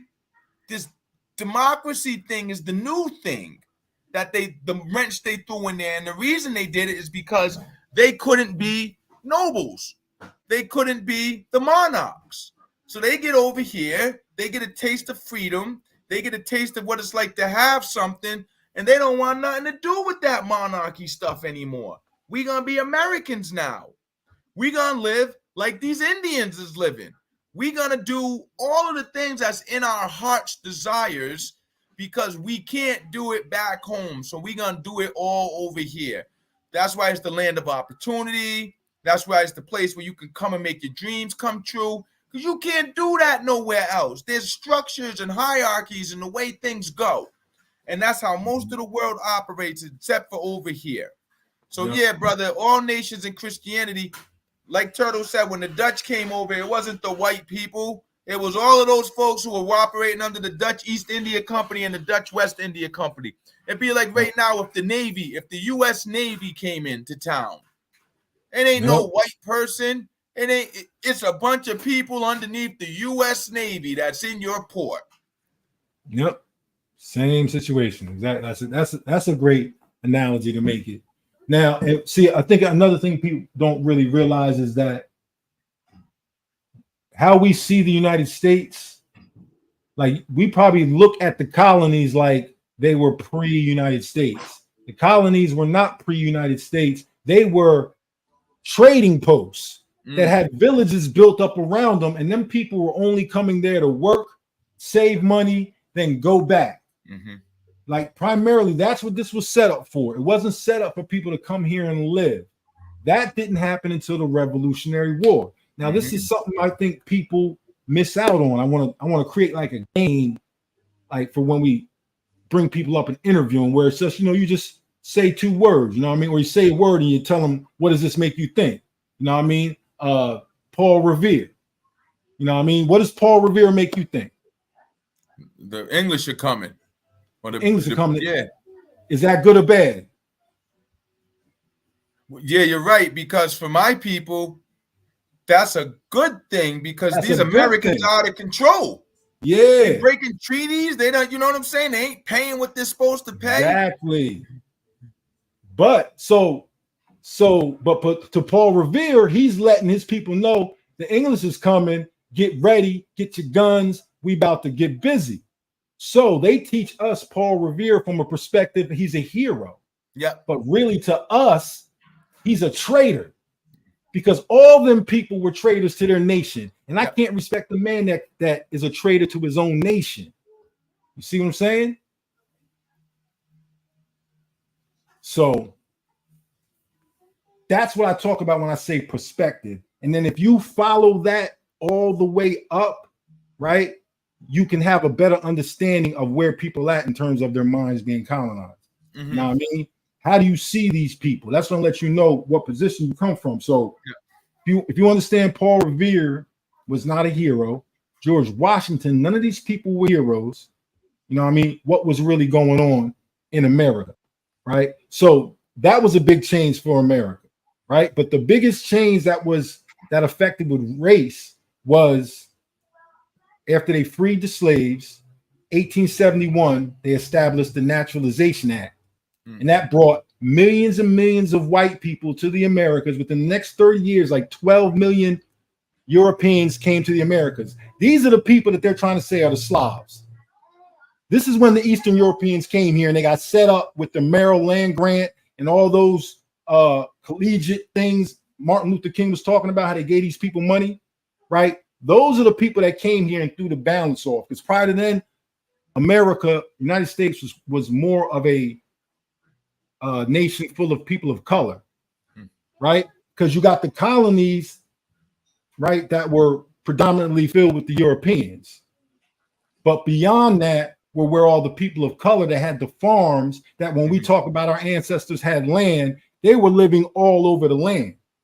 And as the Europeans were spreading west, they had to facilitate that. And that's where you see these pictures of all these Europeans coming on these boats.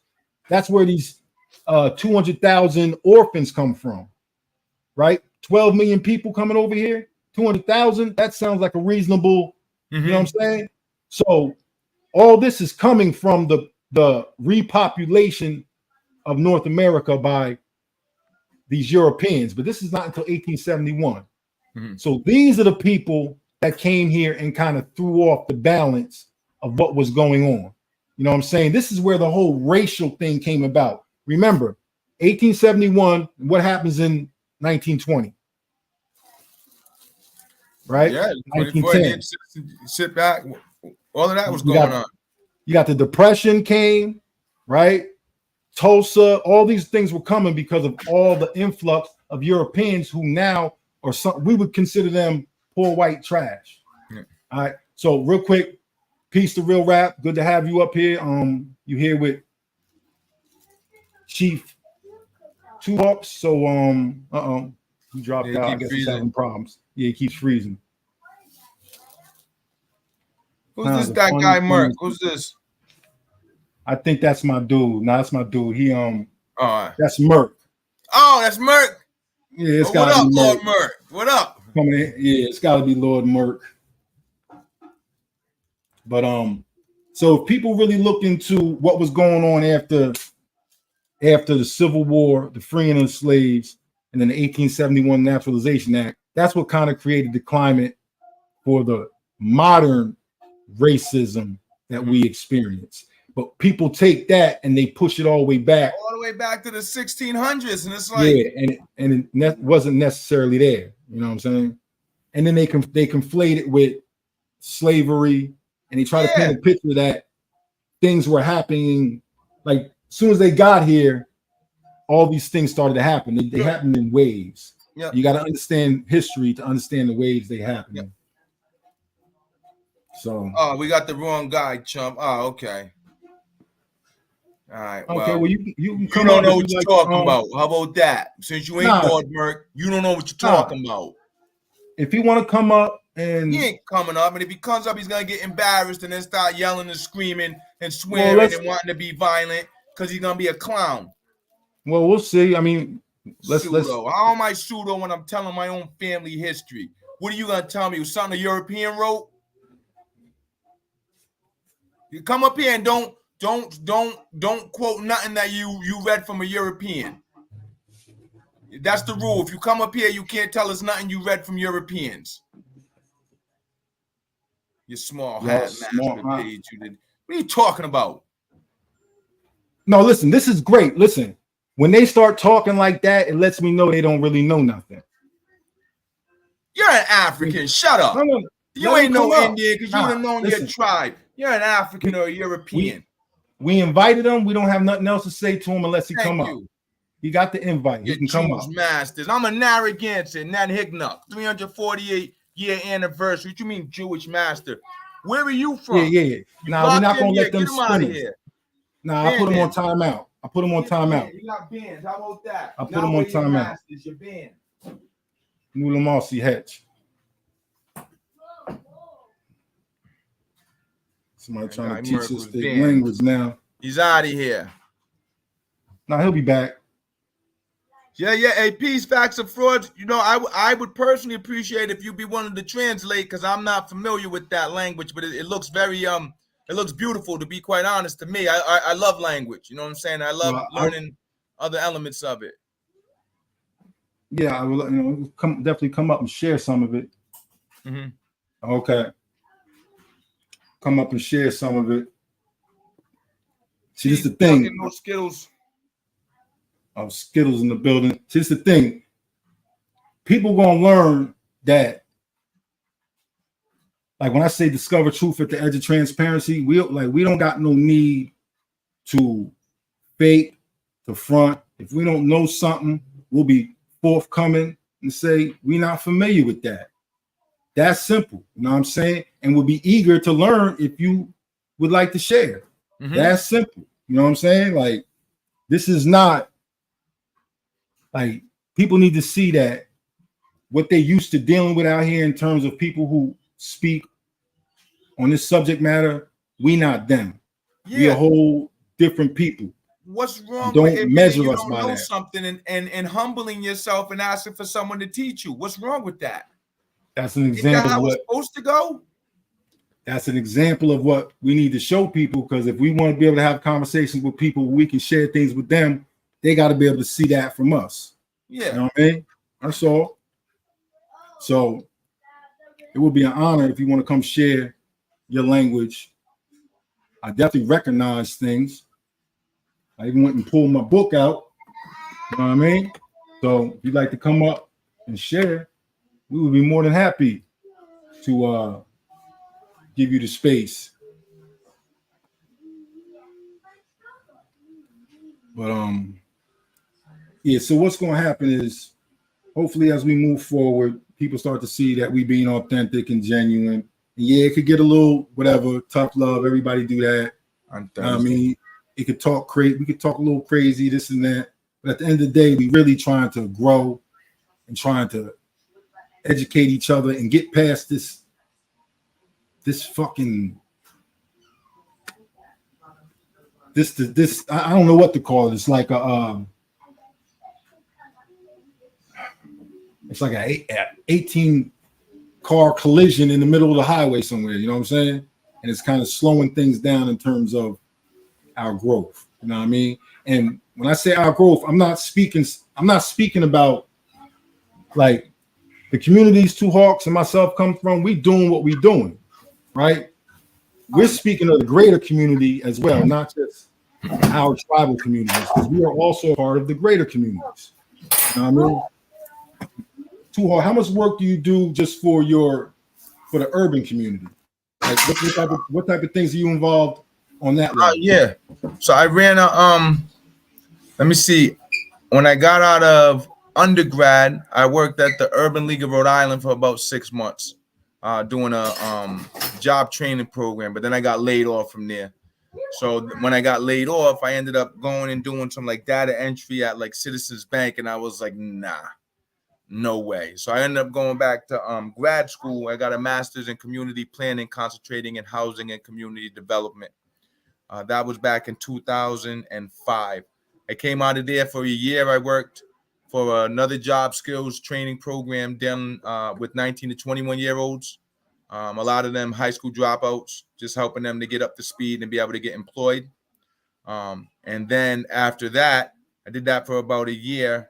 I ended up getting a job running the community center in the neighborhood where my family was from. So I did that for about 9.5 years.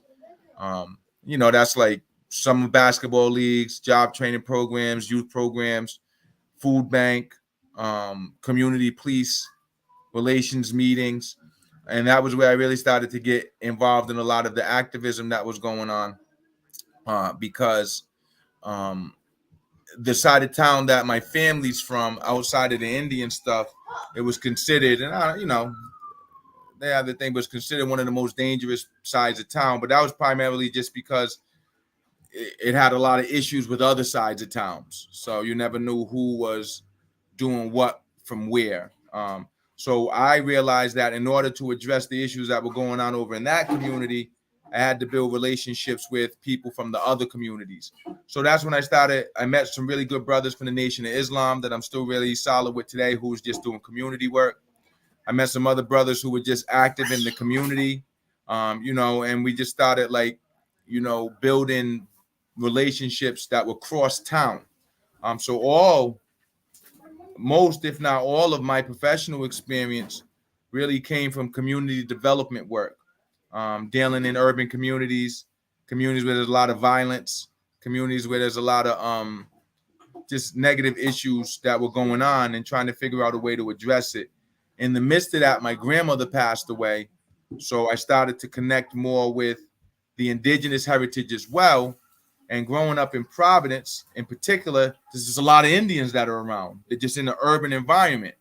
So everything that was going on in an urban environment, gangs, poverty, lack of educational attainment. If the Latinos were going through it, if the Black folks were going through it, the Indians were going through it as well.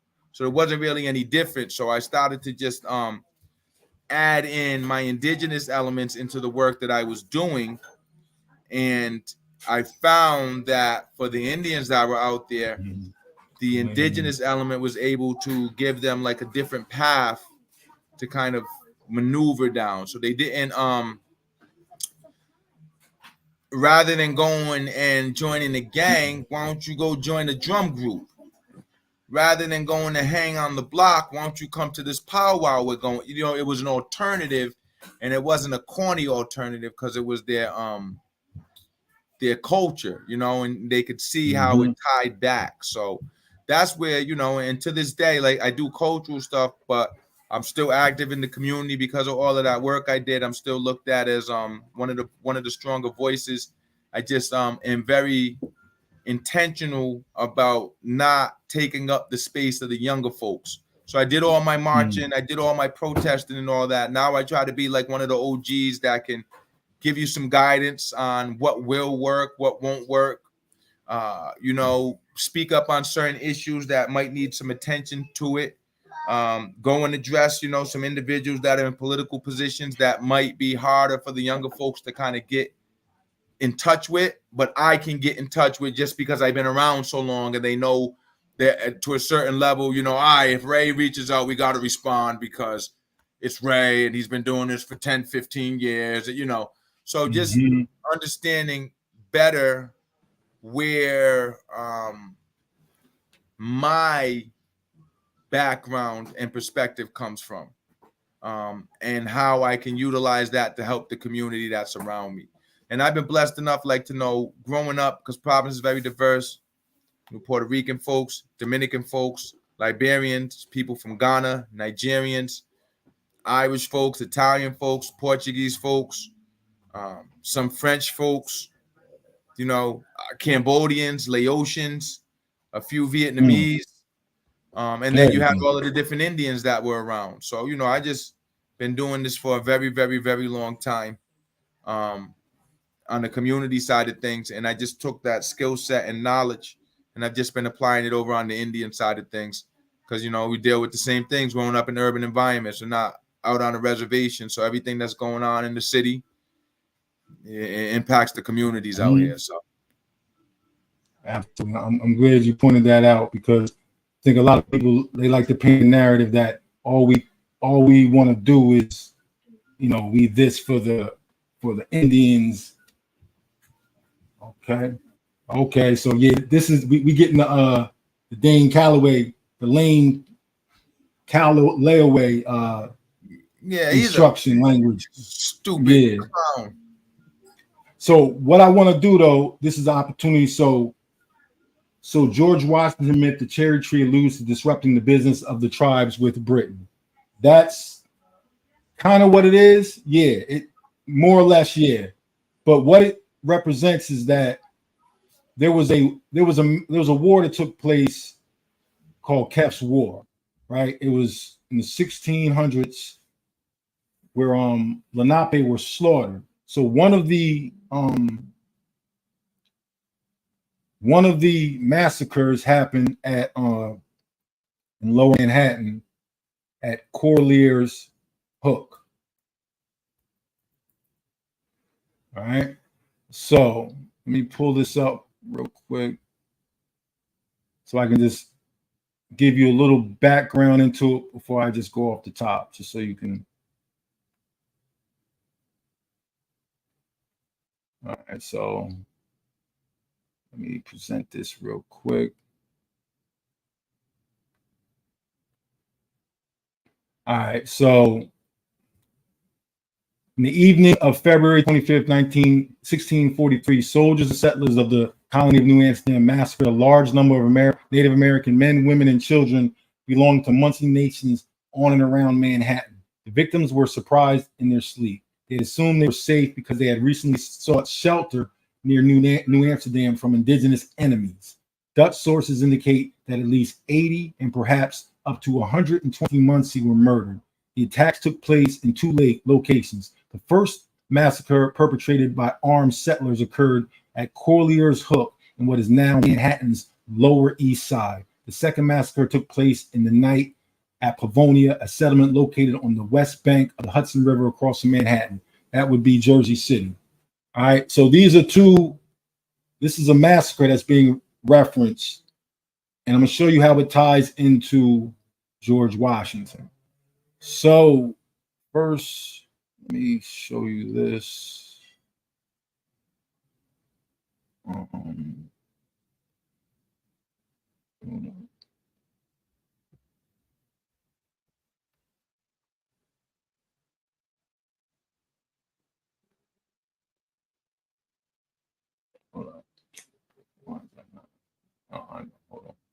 Give me a second. I'm doing something. But so anyway, the massacre happened at Corlear's Hook.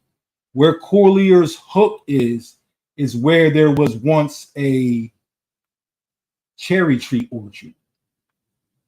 This cherry tree orchard is where Lenape is a trade village.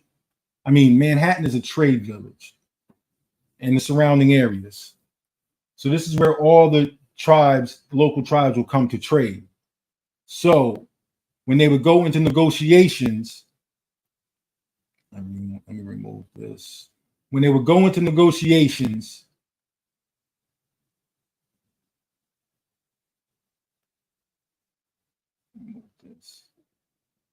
when the tribal elders would talk, they would meet at an area that, if you can see on here, it's going to say cherry tree orchard. Can you see it?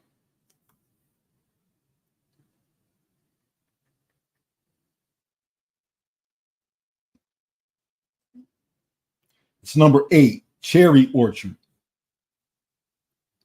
Right? So that's where the chiefs would come to have tribal conversations. That is the same place where the massacre took place. Now, how it ties into George Washington is the first White House was located on that property. So this is where you get the George Washington chopped down a cherry tree. And the Moors will try to tell you the cherry tree represents the Moorish government. But really, the cherry tree represents the orchard where the Lenape chiefs gathered to discuss tribal business. It just so happens to be the same place where these Lenape were massacred. So when they talk about the cherry tree being chopped down, when you bring it up to date, the thing that finally brings it all together is the first White House where George Washington was sworn in. Right, this is where George Washington comes in. The first White House where he was sworn in is in New York, and it was at 1 Cherry Street. That was before the White House that was built in Philadelphia, and then down to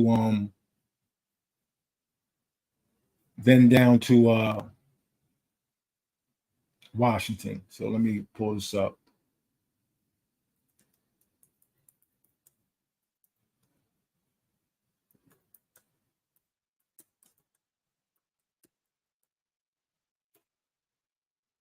It's called the Samuel Osgood House.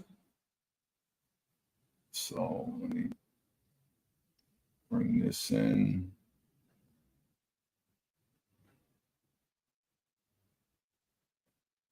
So because I had to get all this together, I wasn't able just to do it real quick. But so you'll see Samuel Osgood House, also known as the Walter Franklin House, was the first official residence of the President of the United States. It housed George Washington, his family, and household staff from April 23rd, 1789 to February 23rd, 1790. Now look at the map. You're going to see the blue dot.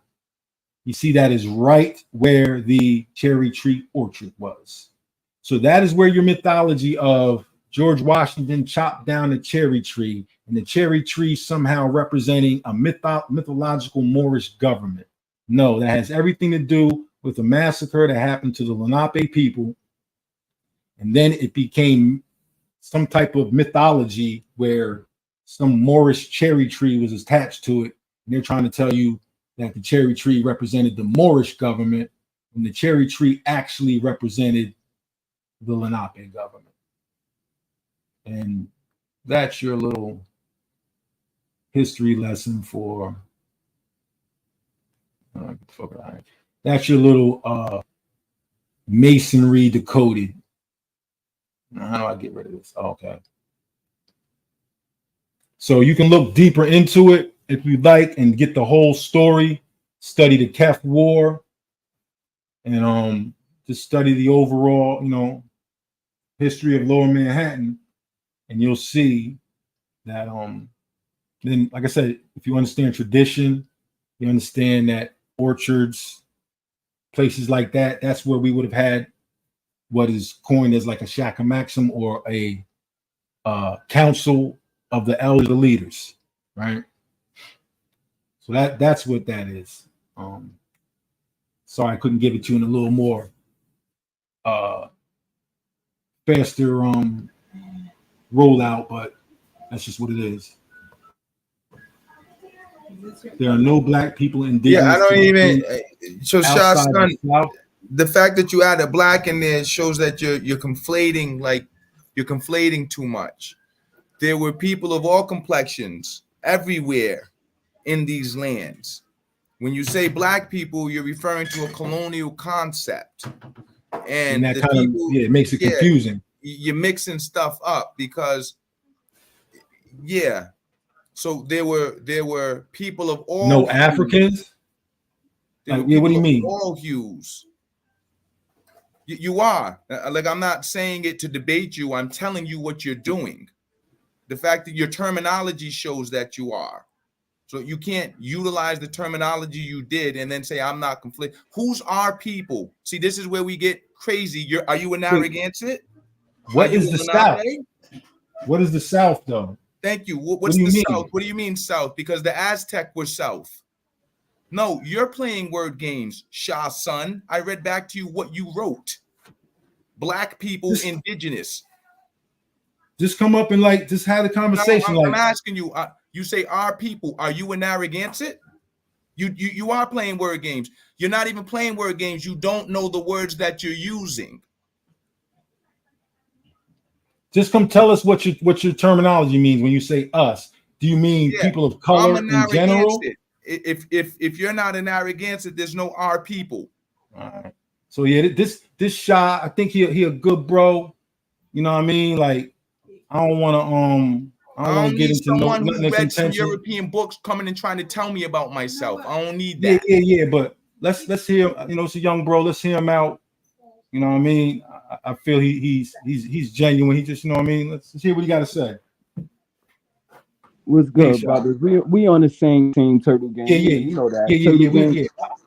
I want this to be a good conversation.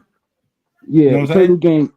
I believe Turtle Gang breaks down, like with these albums. Turtle Gang kind of his spill exposes them because he tells the truth about who he is and album claim. Now, when I say that black people, you know, are not indigenous to states outside of the South, I'm from New Jersey. You know what I'm saying? So you rarely find people from New Jersey like black people. Now, I'm not talking about black people that's mixed with Indians or have mixed Indian. Majority of the black people in New Jersey that you meet will tell you that their family came from the South. Even when we deal with the Lenape from Delaware, that's still coming up north. No. Listen, no. Let me tell you. See, this is where we need y'all just to listen to what we have to say. The Lenape are not from Delaware. The Delaware is a colonial term that was given to the Lenape nation. The Lenape traditionally, see, this is what people don't understand. But it came from the north. Now listen to me. The Lenape occupied territory from Virginia to Canada, because what you don't know is that Oneida people are Lenape. All the tribes all the way up to Canada, they're all Lenape. You know them as their place names.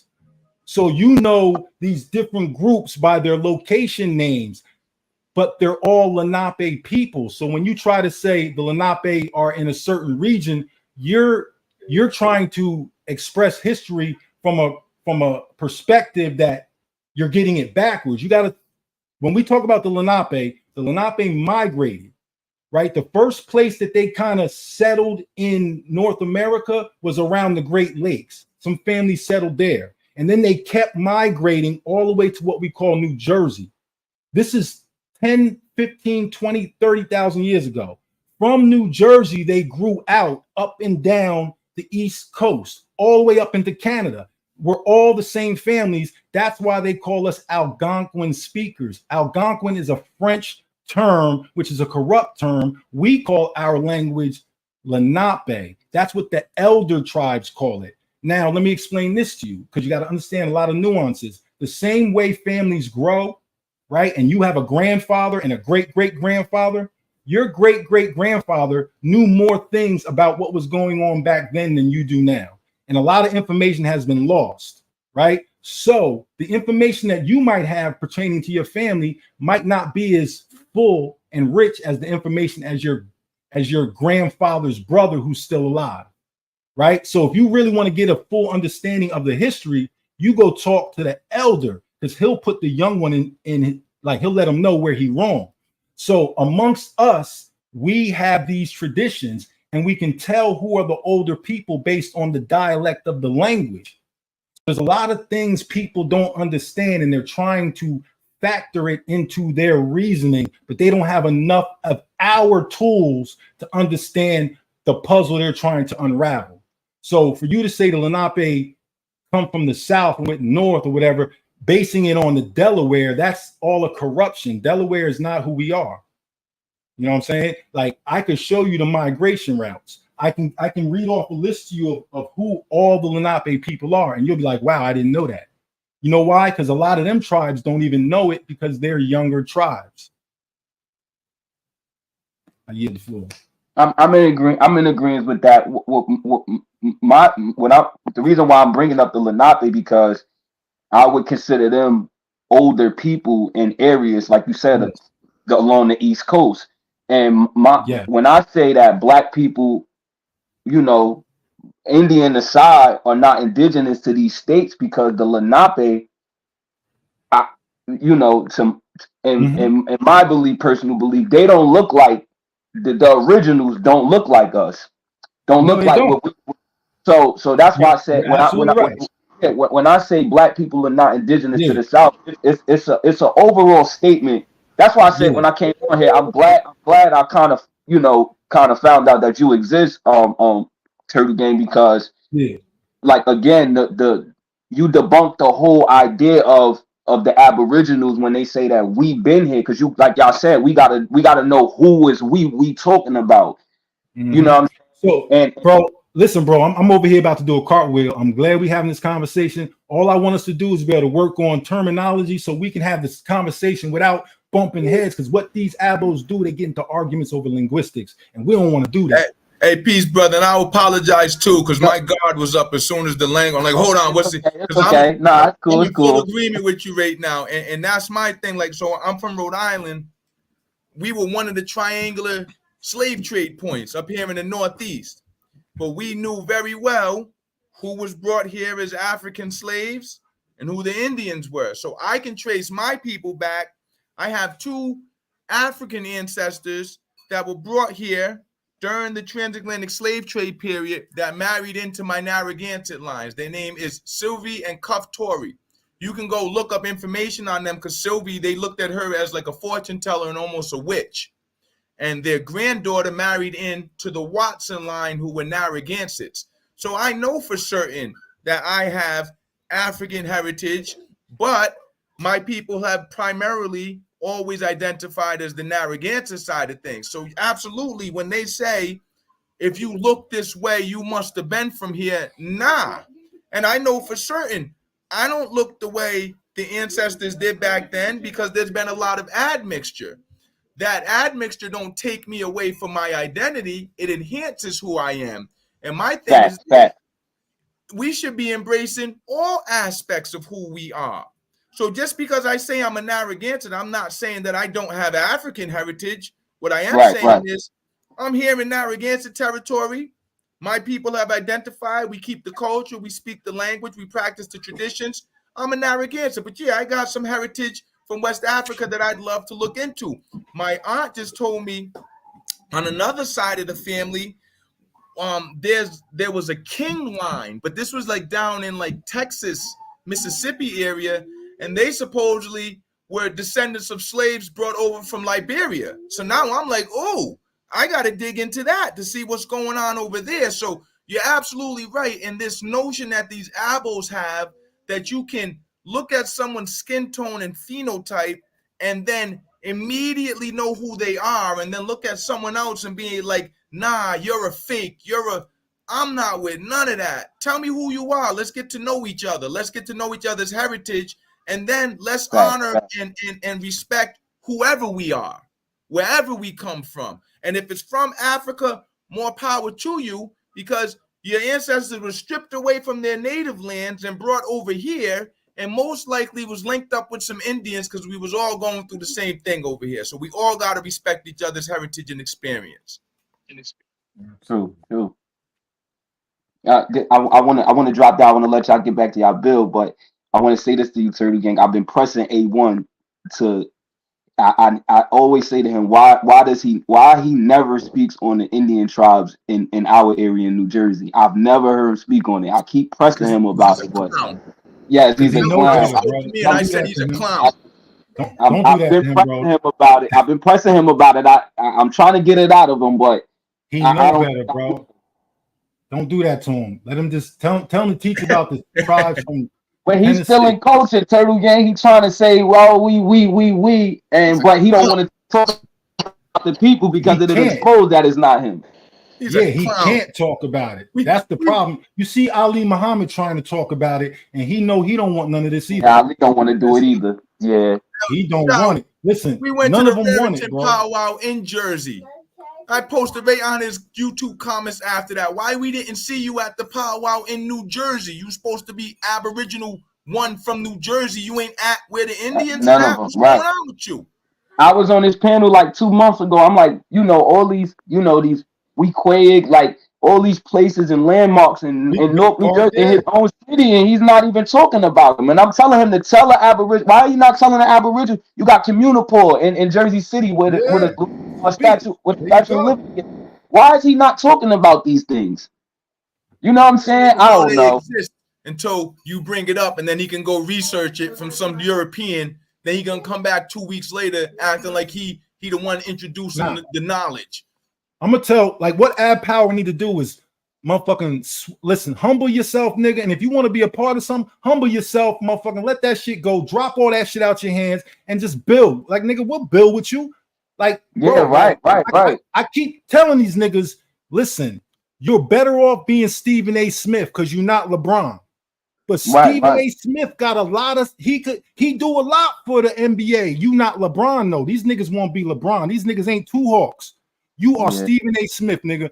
Do your part and help everybody grow. Dane Calloway could have helped communities.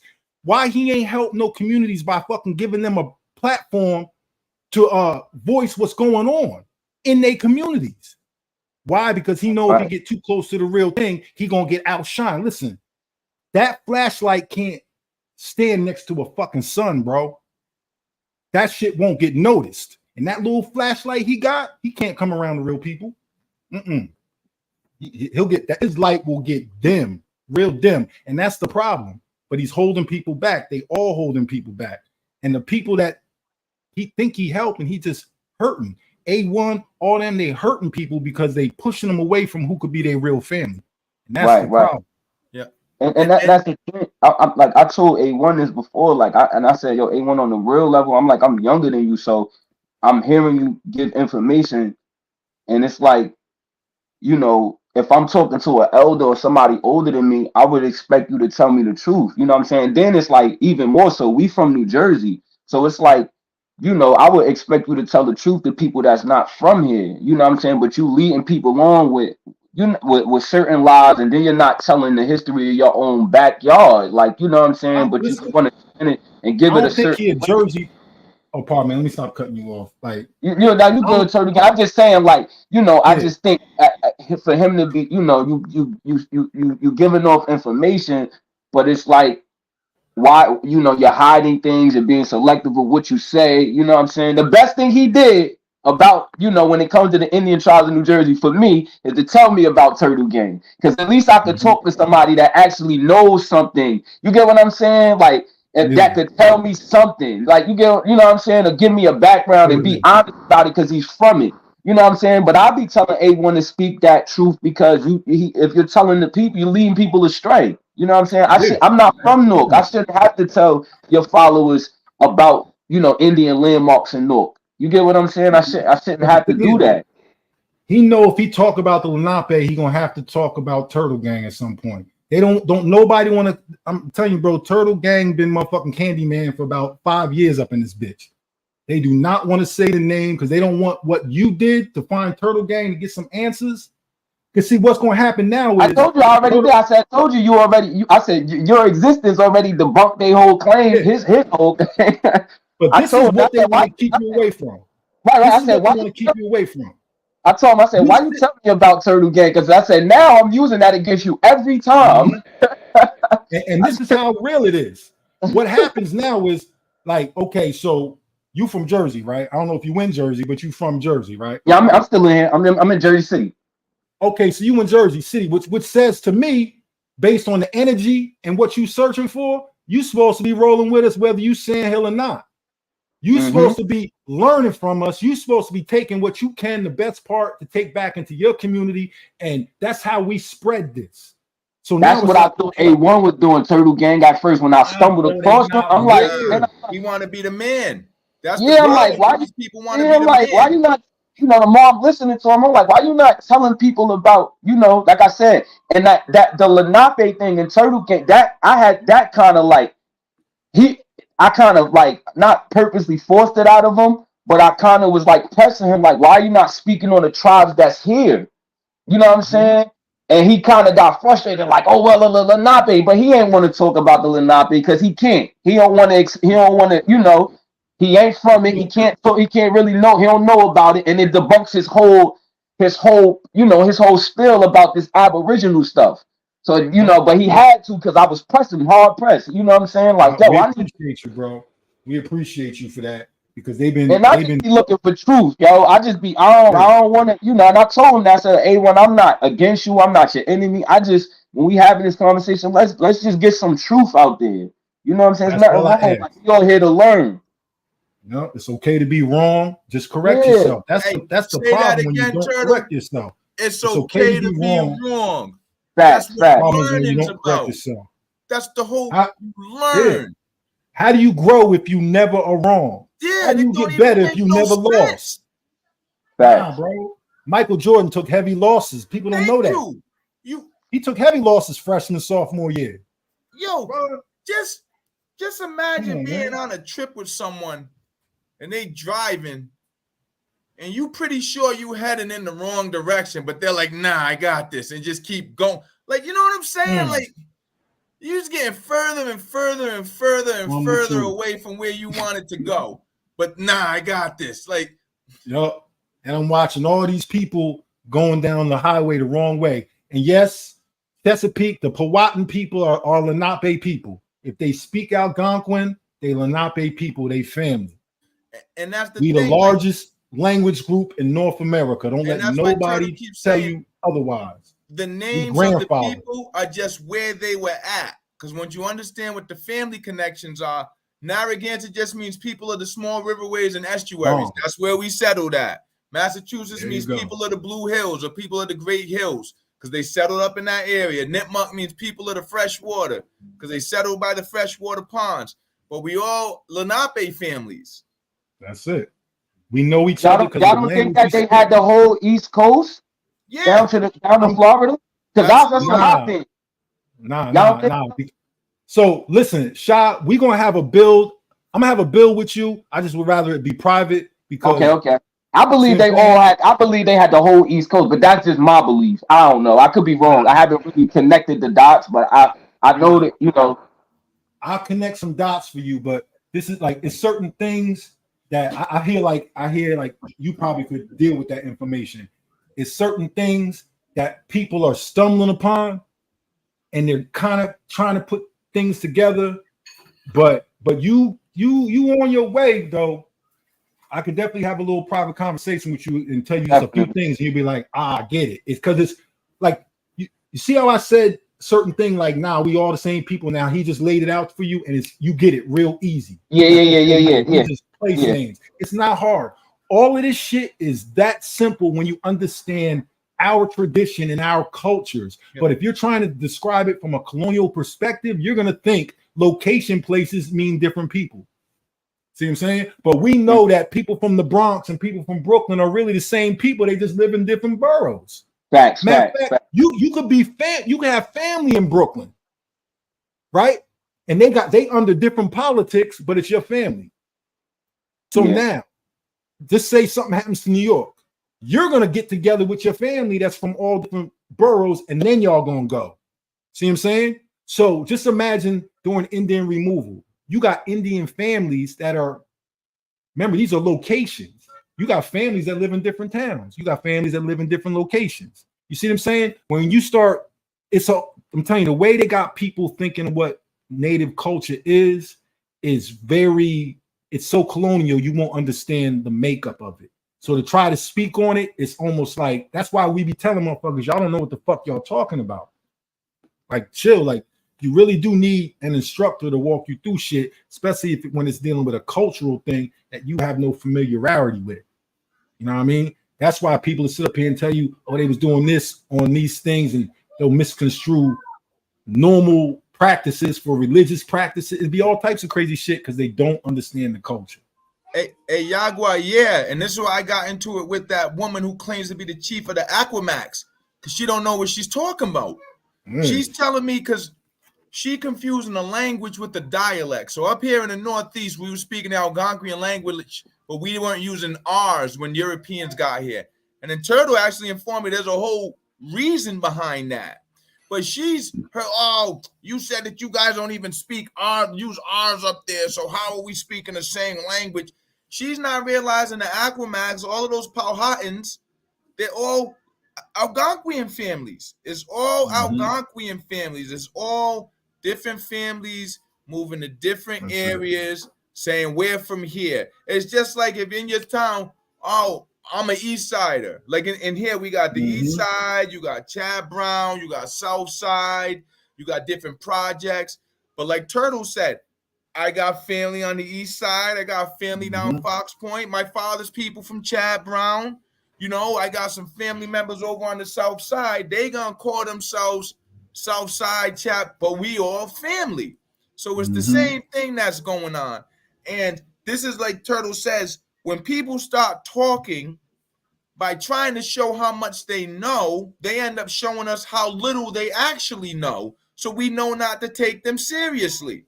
When she starts telling me we ain't the same people because y'all didn't use an R up there, right there, I already know. And now I'm like, I don't think you're an Aquamac, to be very honest. The way you talking, you don't even sound like an Aquamac. You don't sound like you know the history, the culture at all. You sound like you in a region trying to appropriate someone else's identity.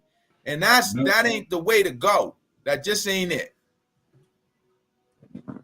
Absolutely. Like all this stuff we could have had these simple conversations with these 4 confusion creators 2 years ago, and they'd be so much further in a journey, just off some simple corrections of, you know, the shit they said, the shit that's wrong, because, you know, it's grown. So now we got to argue with people about the truth, because people get set in their ways. But yo, let me that was definitely thank you for calling in, Sha. Definitely appreciate that. You know, he's, like I said, he a young brother. He from Jersey, so you know, I be feeling some type of way about my Jersey head. You know what I mean? Even A1, like, bro, if you just leave that shit alone, bro. Yeah, man. Like yo, come on, bro. You gotta know that shit not right, bro. Because he be get you right, like A1. He seems like he's intelligent, so that's why I'm like, right, yo, bro. What's up with all this, bro? Like, come on, man, just tap in, lose the ego, respect the nations who lands you in, stop trying to be the one, and come be a part of the community. Help, you know what I'm saying? You got a great platform, educate the people about what it really is. You know what I'm saying? You see me, I don't try to get my platform going. I do my little bit of fauna videos, but I know that ain't me. That ain't like, I got to reach out to Turtle, like, yo, Turtle, what's up? Can I come on your space and share some thoughts? Why? Because it ain't me to be the man with the platform. That's not my role. That's not my position. It would be stupid for me to be mad and not go on Turtle's platform because I'm trying to get my numbers up. So I ain't going to go on Turtle's, because if I go on Turtle's, you know, then more people's going to be on Turtle. Don't make no sense. Nah. Humble myself. Turtle got the platform. Yo, cuz, what's up? Can I come on tonight? You know, chop it up. I seen a few things that going on. He might say to me, nah, cuz, not tonight. Cool. I can't be like, oh, what you mean? I need to get, nah, we all got to know our positions. And if it's really about the truth, and if it's really about connecting with the people, like they say they all want, then everyone should be doing their part to get out to the people what the truth is. And once the people have the truth, then they can start to put things in perspective and put things in order the way that's going to be beneficial. And then they can share it in networks that we're not going to be in. But all of this, I got to be the man. I got to get my numbers up, and I did my research, and I'll smash anyone in debates. All that's corny to me, man. I don't want to debate my history. Ain't no debate. I'll share about it. We could chop it up. I'll tell you what I know. What I don't know, I'll tell you I don't know. And what I can learn from someone else, I'm willing to learn, because it's all about a journey in life and moving forward. But yeah, A1, man, like, cut it out, man. Yeah, cut it out, bro. Cut it out, bro. Listen, I'm going to say this. A1, add power. Yo, drop all that shit, nigga. Yo, just tap in. You in our Let territory, it go. man. Just tap in. Let it go, right? And let's talk about setting up some type of structure. Like, just let it go, bro. But listen. Ain't nothing wrong with being a warrior. Yeah. Everyone know God be the chief. Ain't nothing wrong with being a warrior. Yep. The warrior's the ones that hold it down. Like, ain't nothing wrong with being the warrior. And ain't nobody saying come serve up any of it ain't up to, if you understand the culture, you understand it's not like that anyway. It's about this is what I can contribute. They got that over here. Here's what I can add. and then collectively, we all gonna do this. You know what I'm saying? I'm doing my thing, y'all are doing your things, and everyone's moving forward. That's what it's supposed to be about. You ain't supposed to be like, man, I wish that I could shoot the bow better than him, so I'm not gonna be the one to clean the skin off the deer after he shoots it, because I wish that I was the bow. Matter of fact, let me take his bow from him and let me shoot 5-6 arrows and miss, and now all the deer took off, and now ain't no one eating because I wanted to be the one who shot the arrow. I didn't just want to be the guy. Nah, we need the deer skinned, just like we need the dude to shoot the deer. Like everyone got their role to play. Listen, when you shooting the apple off a nigga's head, you need a nigga to put the apple on his head. Everybody can have a role. Listen, no, but what I'm trying to tell you is, listen, ain't nobody gonna shoot no apples off no nigga's head, right? It's a joke. Listen, I'm only saying this because they in the territory. I guess I kind of gotta say this to you. Yeah. Let's get this right. Nigga, you in Newark, nigga, you in Philly. Y'all know y'all full of shit. It's gonna probably take a little, maybe a week or two of swallowing your pride. But like I said, we're gonna run into this storm together. We're gonna run into this storm together. Man. Ain't nothing wrong with making mistakes. Y'all made a mistake. Y'all said the wrong shit. We'll get you right. We'll get some things going. We're trying to build this media conglomerate. Come on, like, Turtle. What's good? Yeah. How real would it have been for them to show up to the Raritan powwow with the chief of the Sand Hill? Now they got some video footage. Now they at the powwow. You like, it's something real. It's not trying to get some legitimacy. Yeah. Thank you. It's not what you researched from reading books. You was there at the powwow with the Sand Hill chief. You know what I'm saying? And you seen the other quote unquote natives that you don't like pay respects. You was in that. So you don't need to argue about it no more. You live in it. You live in it. Ain't that what the goal is? Listen, we will bury the hatchet one way or the other. How about that? One way or the other, the hatchet. One way or the other. Hey, cuz, I appreciate the time today, sir. I got to run off and get a few things together for this conference. Hold on 1 second. Let me just do this for anyone who's interested. For anyone who's interested, let me see here.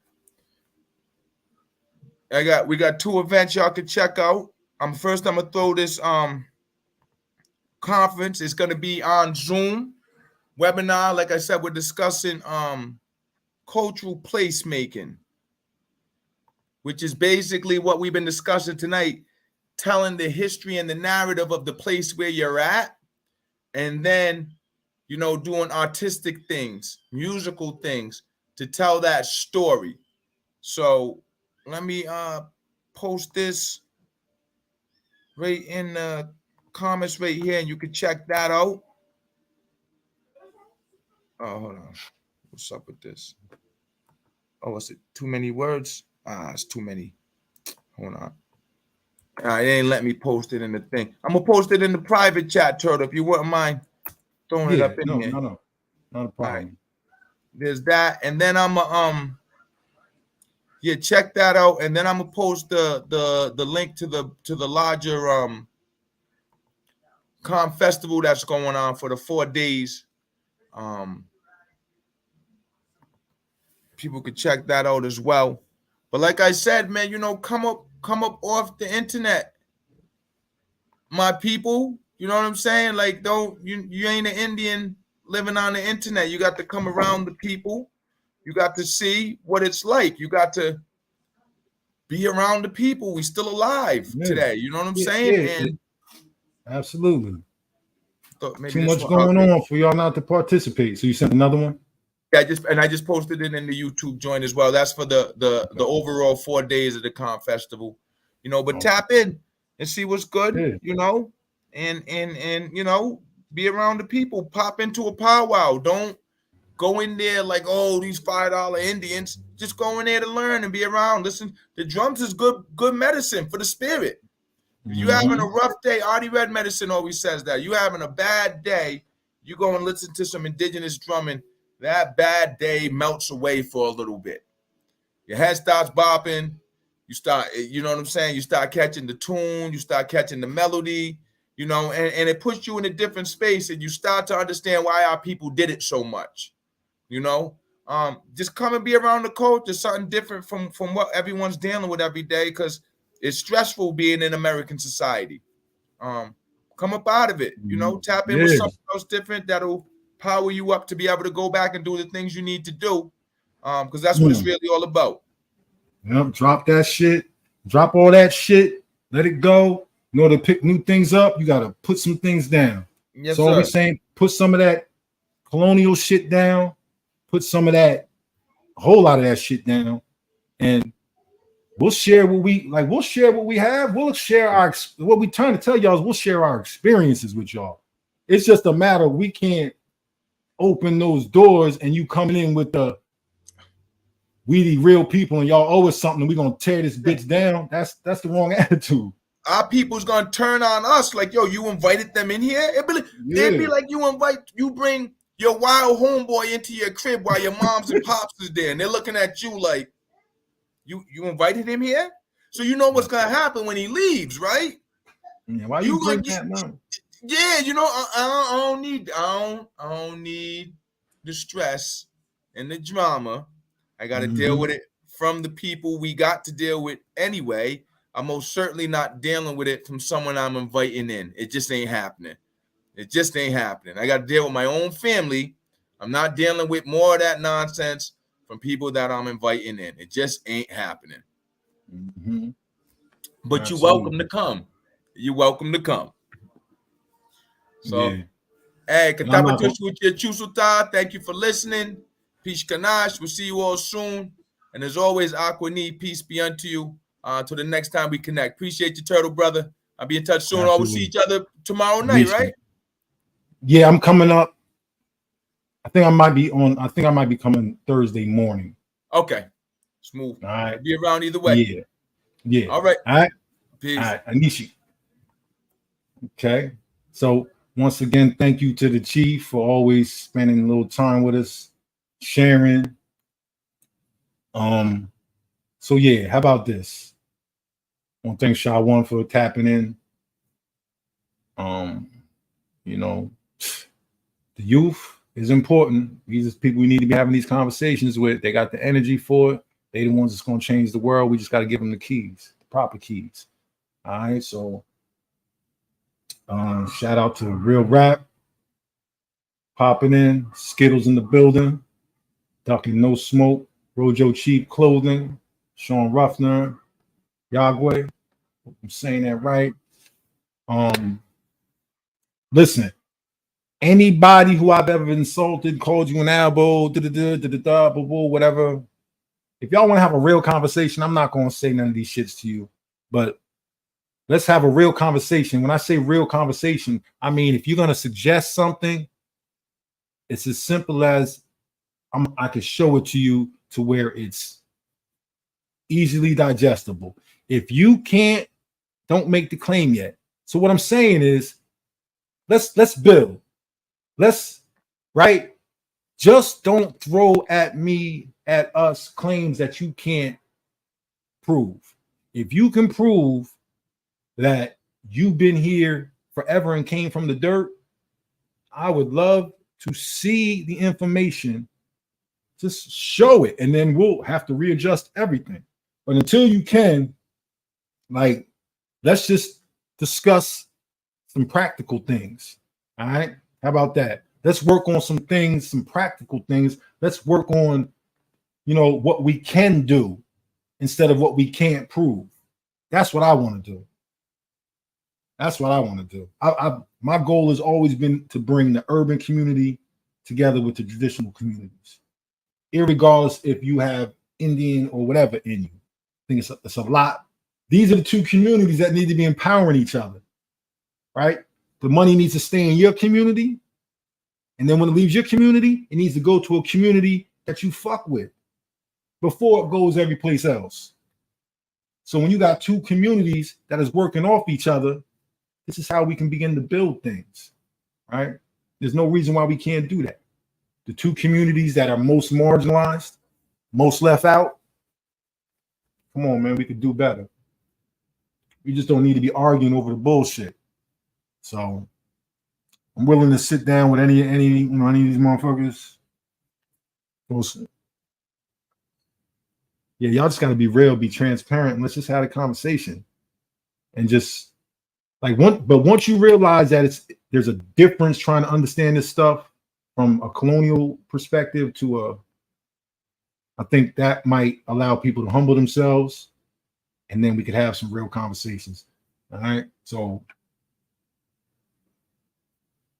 the Peace Canal, welcome to walking.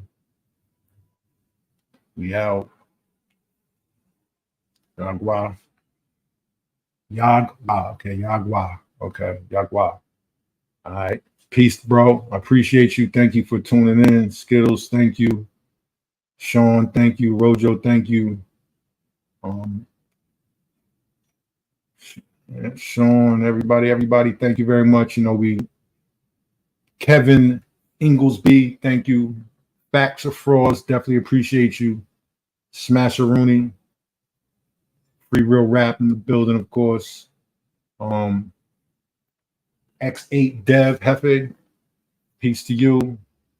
Hope you come back. We can have more conversations. Appreciate y'all. We trying to move in a new direction. All right. Shout out to all my people. We out. Peace.